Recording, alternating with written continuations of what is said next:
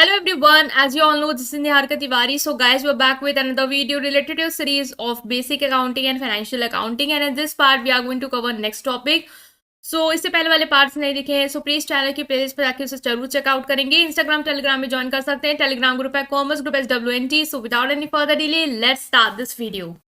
So now guys, in this part we are going to start with this new topic, that is cash book. इससे पहले journal entries के सारे topic cover कर लिए हैं, नहीं देखे तो जरूर देखेंगे जाके और सब्सक्राइब कर देंगे। आज हम कैश बुक को डिस्कस करने वाले हैं। कैश बुक क्या होती है? देखो, बिजनेस जब छोटा होता है तो सारे ट्रांजेक्शन आप जनरल एंट्रीज में बाकायदा रिकॉर्ड कर सकते हो, बट जब बिजनेस बहुत बड़ा हो जाता है तो हम अलग से बुक्स बनाना शुरू कर देते हैं, अलग अलग स्पेसिफिक कैटेगरी की। जैसे कोई कैश ट्रांजेक्शन तो हम कैश बुक में रिकॉर्ड करेंगे, परचेज ट्रांजेक्शन तो हम सारे परचेज के ट्रांजेक्शन परचेज बुक में करेंगे, सेल्स के सारे सेल्स बुक में करेंगे, ताकि जो बहुत सारे ट्रांजेक्शन हो गए ना तो हम उनको एक कैटेगरी में, एक ऑर्गेनाइज्ड वे में हर बुक्स में रख सकते हैं। जहां हमें लगेगा हमें कैश चेक करना है, ये कितना है, ठीक है, हमारे पास कितना क्रेडिट में, जैसे क्रेडिट ट्रांजेक्शन है तो क्रेडिट बुक बना ली, तो क्रेडिट में कितना पैसा है, कैश में कितना है, तो हमें एकदम क्लियर आइडिया जो है वो मिल पाए। तो ये बुक क्या होती है? ये रिकॉर्ड करती है कैश या बैंक का जो भी इनफ्लो और आउटफ्लो है, मतलब कितना पैसा कैश में आया, कितना पैसा मेरे बैंक अकाउंट में गया, कितना पैसा हमारे वहां से बाहर गया, इनफ्लो आउटफ्लो कितना कितना लगाया, कितना गया, वो पूरा ब्यौरा जो है वो हम कैश बुक में रखते हैं। कैश बुक एज कैश है और कैश जो है वो आपका रियल अकाउंट का पार्ट है, तो इसलिए ये रियल अकाउंट का रूल फॉलो करता है कि जो भी अंदर आ रहा है आपका पैसा, चाहे वो बैंक में आ रहा हो चाहे वो कैश में आ रहा हो, वो इनफ्लो को डेबिट करोगे और जो जा रहा है उसको क्या करोगे? क्रेडिट करोगे। कैश बुक के कुछ टाइप्स हैं कि सिंगल कॉलम, डबल कॉलम और पेटी कैश बुक। हम हर टाइप्स को डिस्कस करेंगे। सिंगल कॉलम कैश बुक में हम एक ही कॉलम यूज करेंगे, डबल कॉलम में हम 2 कॉलम की यूज करते हैं, और पेटी कैश बुक भी हम डिस्कस करेंगे। तो कैश बुक क्लियर हो गया आपको? जो भी कैश ट्रांजेक्शन वो हम इस बुक में रिकॉर्ड करते हैं, और किस तरीके से रिकॉर्ड करते हैं, फॉर्मेट क्या है, वो हम डिस्कस करेंगे। जैसे सिंगल कॉलम कैश बुक की आज हम बात करने वाले हैं। इसमें सिर्फ एक कॉलम आता है, वो होता है आपका किसका? कैश का। ठीक है, सिर्फ कैश का कॉलम जो है वो आपका होता है। अब देखो, आपको फॉर्मेट याद रखना है कि पहले क्या होता है आपका डेट। ठीक है, जैसे आप सीखते ब्याज जनरल में भी आपने इतना देखा था कि डेट होता है, पर्टिकुलर होता है, लेजर फोलियो होता है, अमाउंट डेबिट, अमाउंट क्रेडिट। इसका फॉर्मेट भी याद रखना है कि आपका पहले डेट होगा, फिर पर्टिकुलर होगा, वाउचर नंबर होगा। सो वाउचर नंबर और एलएफ में आपको लिखना कुछ नहीं है, बट याद रखो कि 2 होते हैं, वाउचर नंबर और एलएफ होता है यहाँ पे। ठीक है, और अमाउंट होगा जिसमें हम जो भी कैश में पैसा आया उसको हम लिखेंगे। फिर डेट, पर्टिकुलर, ये आपका डेबिट साइड होता है, ठीक है, और ये आपका क्रेडिट साइड होता है। तो date, particular, voucher number, LF, amount, ये डेबिट साइड का। फिर क्रेडिट साइड का date, particular, voucher number, LF, amount, ये क्रेडिट साइड का। फॉर्मेट याद रखो, date, particular, LF, voucher number, amount, date, particular, voucher number, LF, amount. ठीक है, सिर्फ कैश कॉलम होगा, मीन्स जो अमाउंट का आपका अमाउंट है वो कैश में जो आया वो ही हम लिख रहे होते हैं। ठीक है, कैश बुक है, याद रखना कैश ट्रांजेक्शन ही रिकॉर्ड करेंगे। जो भी क्रेडिट ट्रांजेक्शन है वो इस बुक में नहीं आएंगे, क्योंकि उसमें आपको कैश में पैसा मिला नहीं है और ना ही कोई गया होगा। ठीक है, तो यहाँ पे हम बात करेंगे, अगर हम न्यूमेरिकल की देखें कि न्यूमेरिकल से कैसे हम समझ सकते हैं कि कैसे हमारा कैश बुक वर्क करता है। तो देखो, जैसे हमारी 2012 दिया हुआ है और March 1, तो डेट वाले कॉलम में तो हमें पता है हमारी डेट जाती है। ठीक है, तो हम क्या करेंगे? डेट लिख सकते हैं यहाँ पे, बट पहले देख लो कि डेबिट नेचर का है कि क्रेडिट नेचर का है। ठीक है, डेबिट साइड जाएगा या क्रेडिट साइड जाएगा, अब ये कैसे पता चलता होगा? तो हमें कैश बुक में ये याद रखना है कि जो भी पैसा हमारे पास आएगा वो हमेशा डेबिट में जाएगा, एज डेबिट करते हैं इनफ्लो को, और जो पैसा हमारे पास से जाएगा वो क्रेडिट में जाएगा, एज हम क्रेडिट करते हैं हमारे आउटफ्लो को। ठीक है, तो जिस भी सोर्स से आ रहा, कैश बुक है तो कैश तो नाम लिखेंगे नहीं कि हर पर्टिकुलर में आप cash to cash, by cash लिखोगे, नहीं, जिस चीज से आया या जिस चीज की वजह से गया है उस चीज का नाम यहाँ पे लिखते हैं। जैसे कि आप यहाँ पे अंडरस्टैंड करो, आपको दिया है March 1 में कि कमेंस बिजनेस विद कैश, और आपको पता है इसकी एंट्री क्या होती है? जब बिजनेस स्टार्ट करते हो तो कैश अकाउंट डेबिटेड, ठीक है, टू कैपिटल अकाउंट। तो यहाँ पे आप क्या देख रहे हो कि जो कैश है वो डेबिट है, मतलब कैश आया है तो कहाँ पे जाएगी एंट्री? डेबिट साइड पे जाएगी, क्लियर। बट डेबिट हुआ क्यों है, आया क्यों है, किस वजह से आया? कैपिटल की वजह से। तो जो वजह है, ठीक है, उसको हम लिखते हैं पर्टिकुलर में कि टू कैपिटल अकाउंट, क्योंकि पैसा कैपिटल की वजह से आया। कितना आया है वो हम यहाँ पे लिख देंगे, वो है हमारा 20,000 का। ठीक है, तो हमारी यहाँ पे बुक्स हम बना रहे हैं तो हम यहाँ पे लिखेंगे कि टू कैपिटल अकाउंट से पैसा आया है हमारा, और यहाँ पे हम डेट लिख देंगे, ये मार्च की एंट्री है, तो मार्च हम लिखेंगे और हम चेक करेंगे मार्च 1 की एंट्री है, तो मार्च, यहाँ पे हम ईयर लिख देंगे, यहाँ ईयर लिख देंगे, ईयर 2012 का है, ये 2012 मार्च 1 की एंट्री, ठीक है। अमाउंट कितना कैपिटल से हमने लगाया, बिजनेस स्टार्ट किया 20,000 से, तो ये 20,000 का जो अमाउंट है वो आपका यहाँ पे आ जाएगा, ठीक है। राइट, हमने बिजनेस को स्टार्ट किया। अब इसकी एंट्री देखो क्या होगी, हमें क्लियर है पैसा आया है, टू कैपिटल से आया है, तो हमने सबसे पहले देखो डेट लिखते हैं, ठीक है। 2012 की एंट्री है, मार्च 1 की है, तो हमने ये लिख लिया। नेक्स्ट आता है पैसा जो आया वो किस वजह से आया, कैपिटल हमने लगाई, इस वजह से आया, तो कैश नहीं लिखोगे यहाँ पे, कैश बुक में कैश नहीं लिख दोगे क्योंकि टू कैश, तो जो वजह है जिस वजह से आया है, जैसे कैपिटल लगाई, कैश अकाउंट डेबिट हुआ है कैपिटल की वजह से, तो टू कैपिटल अकाउंट हम यहाँ लिखेंगे। अमाउंट कितना है 20,000 का, तो ये हमने लिख दिया, ठीक है। क्लियर हुआ, अभी और क्लियर होगा जब दूसरा देखेंगे। मार्च 2 की क्या कि कैश को परचेज किया है, सॉरी गुड्स को परचेज किया है कैश पे, इसका मतलब आपसे पैसा क्या हुआ होगा, गया होगा। तो मैंने बताया था जब आएगा तो इस साइड लिखते हैं, जब गया होगा तो इस साइड लिख देंगे। तो ये तो क्लियर है कि ये आएगा आपका क्रेडिट साइड, क्योंकि पैसा गया, आउटफ्लो हुआ है। किस वजह से गया है, क्योंकि आपने गुड्स खरीदे हैं, तो परचेस हुई है, तो बाय परचेज से आपकी ये एंट्री बनेगी। तो डेट क्या होगी आपकी, मार्च 2 की डेट होगी, यहाँ पे मार्च 2 की डेट होगी आपकी कि आपने क्या किया, परचेज किया है, तो बाय परचेज लिख दोगे यहाँ पे, ठीक है। परचेज अकाउंट, और कितने का आपने परचेज किया है, 2000 का आई थिंक, ठीक है। परचेज कितना का था आपका, 5000 का, तो ये हमने लिख दिया 5000 के गुड्स को आपने परचेज किया, इस वजह से आपका कैश जो है वो गया है, ठीक है। नेक्स्ट एंट्री हम यहाँ पे देखेंगे कि 5 की है, गुड्स सोल्ड फॉर कैश। अब आपने गुड्स अगर बेचे हैं कैश पे, तो कैश आया होगा तो डेबिट साइड जाएगा, ऑफ कोर्स कैश आया है, किस वजह से आया, सेल्स किया इस वजह से आया, तो 4000, तो हम यहाँ क्या करेंगे, टू सेल्स अकाउंट 4000, ठीक है। मार्च 5 की एंट्री है, टू सेल्स अकाउंट 4000, ठीक है। वाउचर नंबर और एलएफ में कुछ लिखने की जरूरत नहीं है। नेक्स्ट हम देखेंगे, नेक्स्ट है हमारा good purchase from Ravi on credit. Credit पे किया है तो याद रखना जब भी क्रेडिट आ जाएगा वो हम बुक पे रिकॉर्ड नहीं करते हैं, तो ये कैश बुक है तो भाई क्रेडिट ट्रांजेक्शन नहीं आएगा। 13 है, रवि को पेड किया है, मतलब कैश गया होगा, ठीक है। किस वजह से गया, क्योंकि हमने रवि को पेड किया है, तो कैश गया, तो बाय रवि 7000, ठीक है। तो बाय रवि 7000, डेट एक बार चेक कर लेंगे, डेट है हमारी इसकी और 13 मार्च की, ठीक है। तो मार्च चलो लिखा है, हम 13 यहाँ लिख दे रहे हैं, कंफ्यूज मत होना, ये मार्च है, ठीक है। आप लोग ने इतना कॉपरेट करना कि जो चीज़ मैं अगर छोड़ दे रही हूँ तो वो आप अपनी बुक में जरूर लिख के आना, पेपर में भी लिख के आना, ये नहीं कि आप भी शॉर्टकट मान लो। 15 मार्च 15 की एंट्री, कैश सेल, कैश में सेल की है 8000 की, मतलब पैसा आया होगा सेल्स के थ्रू, तो बाय सेल्स पैसा आया होगा ना, तो डेबिट साइड लिखेंगे, to sales March 15 8000, March 15 to sales account 8000। Next देखो, purchase furniture for office, office के लिए फर्नीचर परचेज किया है, इसका मतलब पैसा गया होगा 6000 रुपीज, तो बाय फर्नीचर 6000, 18 मार्च, 18 मार्च की है एंट्री। बाय फर्नीचर अकाउंट को हम क्या करेंगे, करेंगे हम डेबिट, सॉरी क्रेडिट, क्योंकि हमारा फर्नीचर क्या हुआ है, हमने परचेज किया है, ठीक है, और कैश दिया है, तो कैश गया है, इस वजह से हमने इसको क्या किया, यहाँ पे क्रेडिट किया, क्योंकि कैश जाने का सोर्स ये है बाय फर्नीचर, ठीक है। कितने कितने का फर्नीचर था वो, 6000 का था, तो हमने लिखा 6000, ठीक है। नेक्स्ट है हमारी, हमने वेजेस पेड किया, इसका मतलब कैश हमने दिया होगा 380 का, तो कैश क्या है, गया है, तो बाय वेजेस, वेजेस की वजह से गया है, तो बाय वेजेस 380, ठीक है। मार्च 20 की है, बाय वेजेस अकाउंट 380।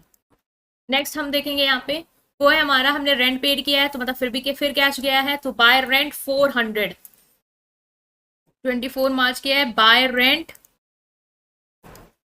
400, ठीक है। नेक्स्ट है हमारा कमीशन रिसीव किया, अब पैसा आया होगा 600 से, तो टू कमीशन,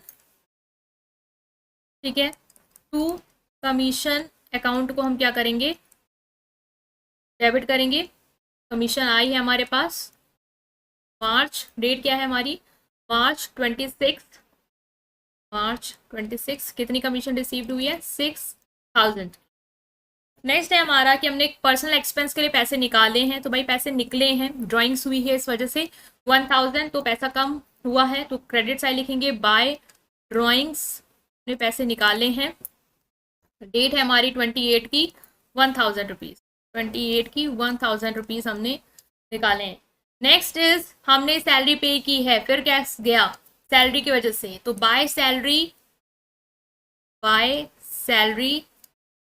और डेट क्या है आपकी? डेट है 31, डेट है 31/9/1000। देखो अभी यहाँ पे ना टोटल करना पड़ेगा, इसलिए मुझे लग रहा है स्पेस ना कम पड़ जाए। 900 हुआ ये।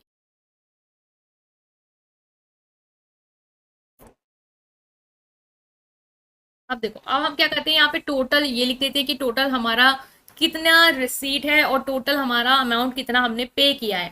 ठीक है, तो हम ये टोटल रिसिप्ट और टोटल पेमेंट जो है वो ऐड करके देख लेंगे कितना कितना आया है हमारा। तो टोटल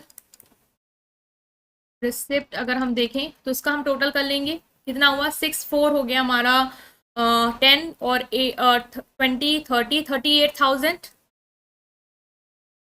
और टोटल पेमेंट अगर हम चेक करेंगे हमारी, तो ये आप चेक कर लोगे, इसका टोटल कर लेंगे। सो मैं देख लेती हूँ इसका टोटल क्या आ रहा है। ओके, सो यहाँ पे ना ये हमारा 6000 नहीं है, ये हमारा 600 है, तो ये हमने एक गड़बड़ की है। हमने इसको लिख लेना है 600। कमीशन जो हमें रिसीव हुई है वो 6000 ही नहीं 600 की है। हम एक बार फिर से देखेंगे, रिसीव कमीशन 600 की। ठीक है, तो ये बार आप भी मैनेज कर लेना, मतलब कि आप एक बार जब भी एग्जाम में कर रहे हो ना, तो एक बार चेक कर लेना अमाउंट सही लिखा है या नहीं। अब इसको हम अगर टोटल कर रहे हैं तो हमारा आ रहा है 32,600, और इसका जो टोटल आएगा वो आएगा आपका 20,680। अब देखो हमने क्या करना है कि जो भी हमारा जो गैप होता है इस साइड, उसको हम बैलेंस सीडी से क्या करते हैं, पूरा कर देते हैं। तो बैलेंस मतलब ये क्या है, 32,600 और 20,680, तो ये कम है, इस साइड वाला कम है, इस साइड वाला ज्यादा है। तो जितना भी आपका बैलेंस आ रहा है, ठीक है, उसको हम बैलेंस ब्रॉड डाउन से क्या करते हैं, पूरा कर लेते हैं। तो इसका जो गैप है, मतलब इसको इससे माइनस करोगे तो कितने का अंतर आ रहा है वो देख लेंगे हम। वो आ रहा है 1192 का, 11,090, 920 का जो गैप है वो आ रहा है। अच्छा, मैं इसको यहाँ पे ये ना कैश बुक जब बनती है तो यही एक इशू आता है कि आपका जो स्पेस है वो कम पड़ जाएगा। चलो कोई नहीं, इसको मैनेज कर रहे हैं हम। अब हमने देख लिया कि हमने बैलेंस बीडी कर दिया, मीन जो टोटल रिसीप्ट है, टोटल पेमेंट है, उसमें जो गैप आ रहा है उसको हम बैलेंस बीडी से क्या करते हैं, पूरा कर लेते हैं। तो हमने बैलेंस बीडी कर दिया है यहाँ पे। नेक्स्ट यहाँ पे जब हम नेक्स्ट ईयर जाते हैं तो हम इसको बैलेंस बीडी को बैलेंस सीडी करते हैं इस साइड से। अगर क्रेडिट साइड है तो बैलेंस कैरेट डाउन किधर आएगा आपका, बैलेंस कैरेट डाउन आएगा आपका डेबिट साइड। तो यहाँ पे हम लिखते हैं बैलेंस कैरेट डाउन, जो भी आपका था 11,920 वो। ये पूरा हम ऐसे क्लोज कर दें। ठीक है, जो भी लास्ट मंथ होता है जो क्लोजिंग ईयर, वो ही लिखते हैं। मार्च 31 का में हमने बैलेंस ब्रॉट डाउन किया है, और बैलेंस कैरेट डाउन आपका जो नेक्स्ट ईयर है वो जाएगा, इसलिए अप्रैल 1 से हम बैलेंस कैरेट डाउन करते हैं। तो टोटल रिसीव में ऐसे डबल लाइन खींच देना, टोटल पेमेंट में ऐसे डबल लाइन खींच देना कि ये आपका ओवर हो चुका है। बस बैलेंस बीडी और बैलेंस सीडी आपको अलग से मेंशन करना है। जो भी गैप है वो बैलेंस ब्रॉट डाउन में आता है। लास्ट मतलब जो फाइनेंशियल ईयर उसका लास्ट जो है डेट 31 मार्च में बैलेंस ब्रॉट डाउन हुआ, और 1 अप्रैल जब नेक्स्ट ईयर स्टार्ट होगा तो वही बैलेंस हम क्या करेंगे, फर्दर कैरेट आउट करेंगे। इतना पैसा का जो है गैप है वो है 11,920 का, तो वो आएगा आपका बैलेंस सीडी से। तो डेट यहाँ पे देखो कट रही थी, अप्रैल 1 की लिख लोगे। ठीक है, तो ये हमने अंडरस्टैंड करने की कोशिश की है। सबसे पहले तो ये हमने कॉन्सेप्ट में समझा कि जो भी कैश आ रहा है या जा रहा है, जिस सोर्स से आ रहा है जिस सोर्स से जा रहा है वो हम मेंशन करके पूरी एंट्री पास करते हैं। फिर टोटल करते हैं, टोटल अमाउंट जो आपका रिसिप्ट है और टोटल पेमेंट है वो देखते हैं किस साइड गैप आ रहा है। जैसे इधर आया हमारा, तो हमने क्या किया, बैलेंस ब्रॉट डाउन से उस गैप को फिल किया, और हमने बैलेंस कैरेट डाउन करके उसको पूरा फिनिश किया है। टोटल है, देखो टोटल रिसिप्ट आके 32,600, हमें इसको ही पूरा बनाने के लिए यहाँ पे हमने बैलेंस ब्रॉट डाउन लिखा है। तो यहाँ पे आप 32,600 लिखोगे, और देन आप इसको इसको वो करोगे। ठीक है, तो ये ना स्पेस की वजह से थोड़ा इशू हो रहा है। बाकी अगर मैं आपको यहाँ पे नेक्स्ट पेज पे इसको थोड़ा फ्रेश करके दिखा दूँ, तो जब आप यहाँ पे टोटल रिसिप्ट लिख रहे हो ना, यस ठीक है, ये पूरा उसके आगे कंटिन्यूड मैंने यहाँ पे लिखा ताकि आपको बिल्कुल क्लियर हो जाए। तो टोटल रिसीप्ट आपने कितनी लिखी, 32,600। तो अमाउंट हमने लिखा 32,600। अब देखो, जब हम यहाँ पे टोटल पेमेंट लिख रहे हैं, टोटल पेमेंट हमारा कितना आ रहा है, तो टोटल पेमेंट अगर आप देखो 20,680 आ रहा है। तो यहाँ पे आपने लिखा टोटल पेमेंट जो टोटल है, ये आपकी कॉपी में स्पेस होगी, बट यहाँ पे स्पेस ना होने की वजह से तो उतना क्लियर आपको समझ में नहीं आ रहा, बट मैं क्लियर करना चाहूँगी। 20,680 हो गया।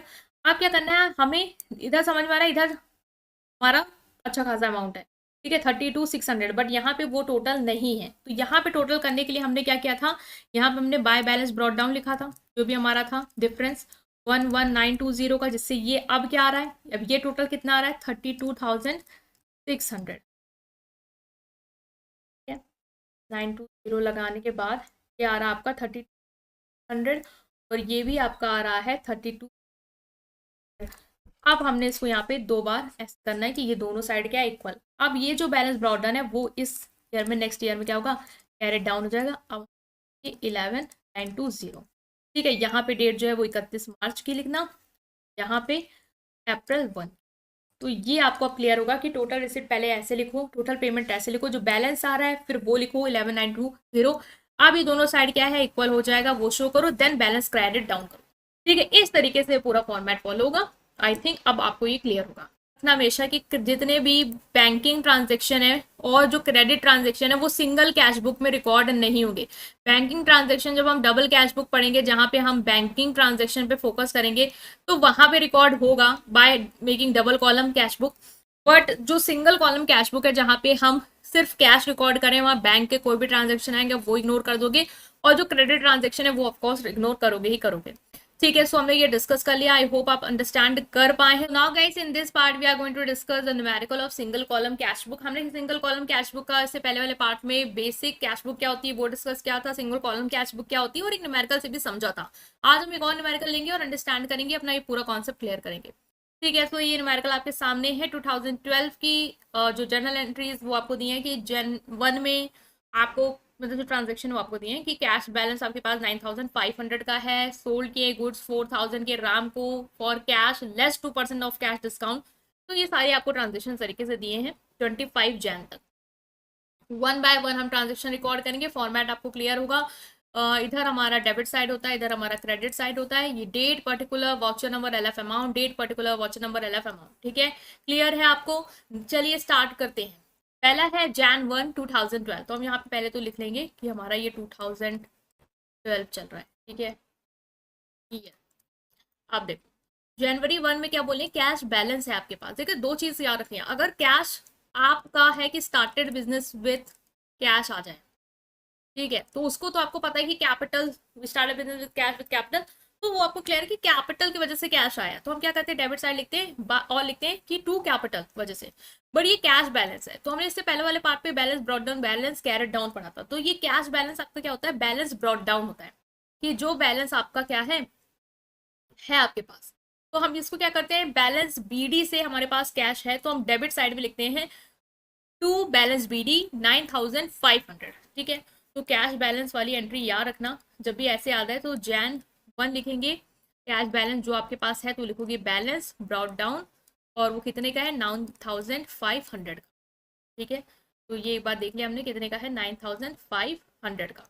नेक्स्ट जो आपका आएगा वो है कि सोल्ड गुड फॉर Jan 3 के sold good for 4,000 to Ram for cash less 2% off cash discount, मतलब 2% कैश डिस्काउंट आपने दिया होगा उसको, और आपने उससे पैसे रिसीव किए हैं, ठीक है, गुड्स बेच के। तो पैसे आए किस वजह से, सेल्स की वजह से आए। देखो डिस्काउंट का यहाँ मतलब नहीं है कोई भी, क्योंकि हम जो भी ट्रांजेक्शन है वो सिर्फ कैश वाले रिकॉर्ड कर रहे हैं, हम डिस्काउंट से हमें लेना देना नहीं है। तो हम यहाँ पे पैसा आया किस वजह से, सेल्स की वजह से, तो हम ये तो लिख लेंगे कि Jan 3 में हमने सेल्स की है, इस वजह से हमारे पास पैसा आया है। कितना आया है, डिस्काउंट लेस करके हम लिखेंगे, ठीक है। डिस्काउंट तो मेंशन नहीं करेंगे कि भाई डिस्काउंट दिया, तो वो कैश और बुक में नहीं रिकॉर्ड होगा, बट सेल्स में जो हमने पैसा रिसीव किया होगा वो डिस्काउंट देने के बाद ही किया होगा। तो 2% मतलब कि कितने का डिस्काउंट हो गया, 80 का।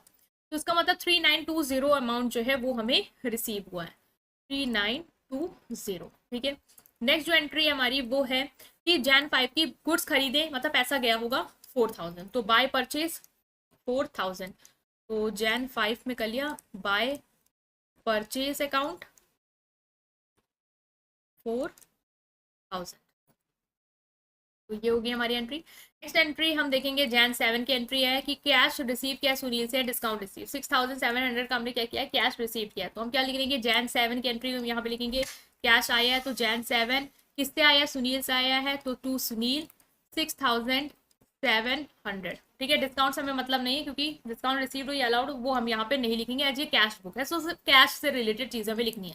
जैन 10 की एंट्री देखो, paid to Ram store and discount receive. Discount receive से कोई मतलब नहीं है, राम स्टोर को पे किया है तो मतलब कैश गया है 4800 का, तो हम वो एंट्री पास करेंगे जैन 10 की कि हमने पे किया है, वो पैसा हमारे पास से क्या है, गया है। ठीक है, राम स्टोर को गया है तो बाय राम स्टोर 4800, तो by Ram store 4800, right. Next जो ट्रांजेक्शन है वो है जैन 12 का कि bought good from Mohan for 6000 and cash less 2% cash discount. Cash discount ignore, कितना आपने गुड्स खरीदे मोहन से, 6000 के, मतलब मोहन को आपने 6000 रुपए आपको देने हैं कैश। ठीक है, फॉर कैश, लेकिन उसमें आपको क्या है, डिस्काउंट भी मिला है 2% का, वो हम लेस करके देंगे पैसा। तो 6000 में हमें कितने का डिस्काउंट मिला है, 2% का, मतलब 120 का डिस्काउंट देने के बाद आपको क्या करना है, पेमेंट करनी है उसको। तो कितना हो गया, ये हो गया आपका 5880 रुपीज जो है वो आपको क्या करने हैं, मोहन को पे करने हैं, क्योंकि आपने जो भी गुड्स लिए वो आपको उसने क्या किए, डिस्काउंट के बाद दिए हैं। तो यहाँ पे हम लिख लेंगे जैन 12 पैसा गया है, जैन 12 5880 रुपीज।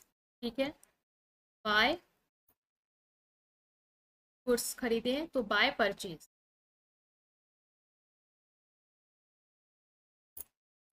नेक्स्ट है आपका कि 15 जैन की आपने फर्नीचर खरीदा क्रेडिट पे, तो हमें पता है क्रेडिट ट्रांजेक्शन रिकॉर्ड ही नहीं होंगे। जैन 18 की है कि वेजेस पे किए और रेंट पे किया, मतलब गया होगा पैसा, तो बाय वेजेस बाय रेंट कितना 2000 1000, जैन 18 की एंट्री है। तो जैन 18 की एंट्री है बाय वेजेस और बाय रेंट। ठीक है, तो by wages account by rent account पूरा लिखेंगे, 2000 1000, तो 2000 गया है और 1000 भी गया है। ठीक है, नेक्स्ट है आपने गोपाल से कैश रिसीव किया है आफ्टर डिडक्टिंग 2% कैश डिस्काउंट, कितना 4900। ठीक है, 2% कैश डिस्काउंट डिडक्ट करने के बाद आपको कितना पैसा गोपाल से रिसीव हुआ है, 4900। तो हम लिखेंगे टू गोपाल 4900 रुपीज हमें रिसीव हुए हैं। डेट क्या है, डेट है हमारी 21 जैन की। ठीक है, तो जैन 21। अब लास्ट हम देखते हैं क्या है हमारा कि इंटरेस्ट रिसीव्ड हुआ है और कमीशन रिसीव्ड हुआ है 25 जनवरी। तो जैन 25 इंटरेस्ट रिसीव्ड हुआ है, तो इंटरेस्ट से पैसा आया, तो टू इंटरेस्ट, और किससे आया है, कमीशन से, कमीशन से 300, इंटरेस्ट से 200 रुपये आपको आए हैं, और कमीशन से ये पूरा लिखना है, कमीशन अकाउंट इंटरेस्ट अकाउंट कितना 300 रुपये। अब हमें क्या करना होता है, हमें पता है हम क्या करते हैं, अब हम लिखते हैं टोटल जितना अमाउंट हमें रिसीव्ड हुआ है वो हम यहाँ लिख लेते हैं, और टोटल जितना हमने अमाउंट क्या किया है, पे किया है, टोटल पेमेंट जो है वो हम इधर लिख लेते हैं। ठीक है, तो अब आप देखो इसमें पहले हम करेंगे टोटल, तो और देखेंगे गैप कितना आ रहा है, उस गैप को क्या करेंगे हम फिर। तो चलिए टोटल कर लेते हैं। ओके, सो मैं कैलकुलेटर से इसको कैलकुलेट करती हूँ। तो पहला है 9500 3920 प्लस 6700 प्लस 4900 200 और 300, ये आ रहा है आपका 25,520। ठीक है, तो टोटल रिसीप्ट आपकी कितनी आ रही है, 25,520 आ रही है। और टोटल अगर हम हमारी पेमेंट देखें तो ये 4000 की प्लस 4800 की प्लस 5880 की और 2000 प्लस 1000, ये आ रही है आपकी 26,680 की। यहाँ पे जो भी हमारा टोटल पेमेंट आ रहा है 17,680। अब देखो क्या डिफरेंस है वो हम यहाँ लिखते हैं पूरा करने के लिए। अब ये हमारा हमें दिख रहा है कि 17,680 और ये हमें दिख रहा है 25,520, तो डिफरेंस 7840 का है। उसको हम क्या करेंगे, उसको हम लिख देते हैं बाय बैलेंस ब्रॉड डाउन से। तो बाय बैलेंस ब्रॉड डाउन में कितना अंतर है, 7,840, और जो लास्ट है आपका वो हम डेट लिखेंगे 31 मार्च की। ठीक है, वो बाय बैलेंस BD 7840। अब आपका क्या है, टोटल जो है वो दोनों साइड एक हो जाएगा, दैट इज यहाँ का भी टोटल आपका 25,520 होगा और यहाँ का भी टोटल आपका कितना होगा 25,520। ठीक है। नेक्स्ट इसी बैलेंस ब्रॉट डाउन को हम फर्दर क्या करते हैं, बैलेंस कैरेट डाउन करते हैं। तो अब आप क्या करोगे, इसको कैरेट डाउन कर लोगे।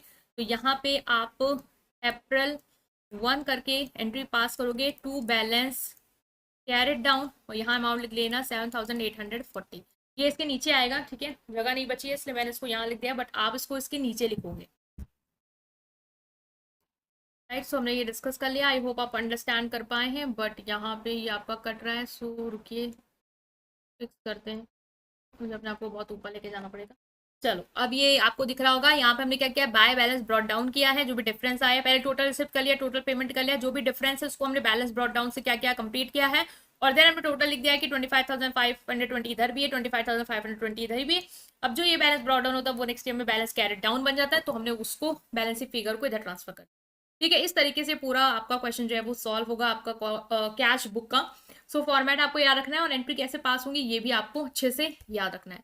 राइट, सो इस पूरी प्लेलिस्ट को अपने फ्रेंड के साथ जरूर शेयर करेंगे और चैनल को अभी तक नहीं सब्सक्राइब किया है सो उसको सब्सक्राइब कर देंगे।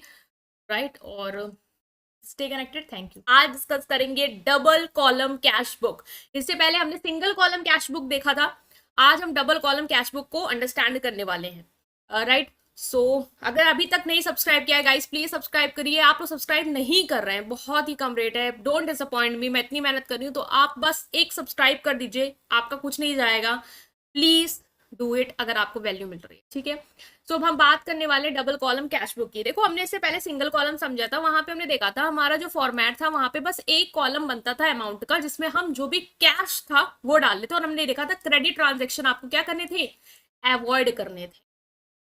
ठीक है, या फिर बैंकिंग ट्रांजेक्शन का भी मैंने नोट बताया था कि बैंकिंग ट्रांजेक्शन भी क्या करो, अवॉइड करो।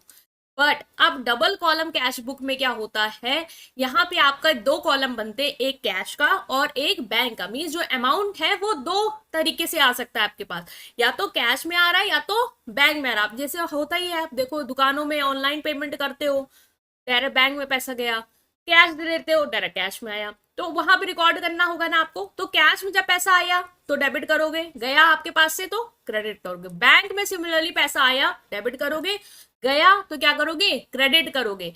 तो कोई भी एंट्री आपको दिया रहेगा, जैसे दिया है कि परचेज गुड्स ऑन कैश, ठीक है, कैश पे गुड्स परचेज किए, तो क्या एंट्री आएगी, खुद सोचो। आपको परचेज किया है तो आपके पास से पैसा गया होगा, तो बाय साइड ही लिखोगे, क्रेडिट साइड लिखोगे और अमाउंट डालोगे कैश वाले कॉलम में, बैंक वाले में नहीं जाएगा। अभी हम आगे देखते हैं, न्यूमेरिकल के साथ समझ रहे हैं, बट आप ये एक याद रखो। चलो अब दो एंट्री आपके लिए बहुत इंपॉर्टेंट है, ये ना एग्जाम में दे देगा उठा के, क्योंकि वो चेक करेगा कि आप डेप्थ में गए हो या ऊपर ऊपर चले आए हो।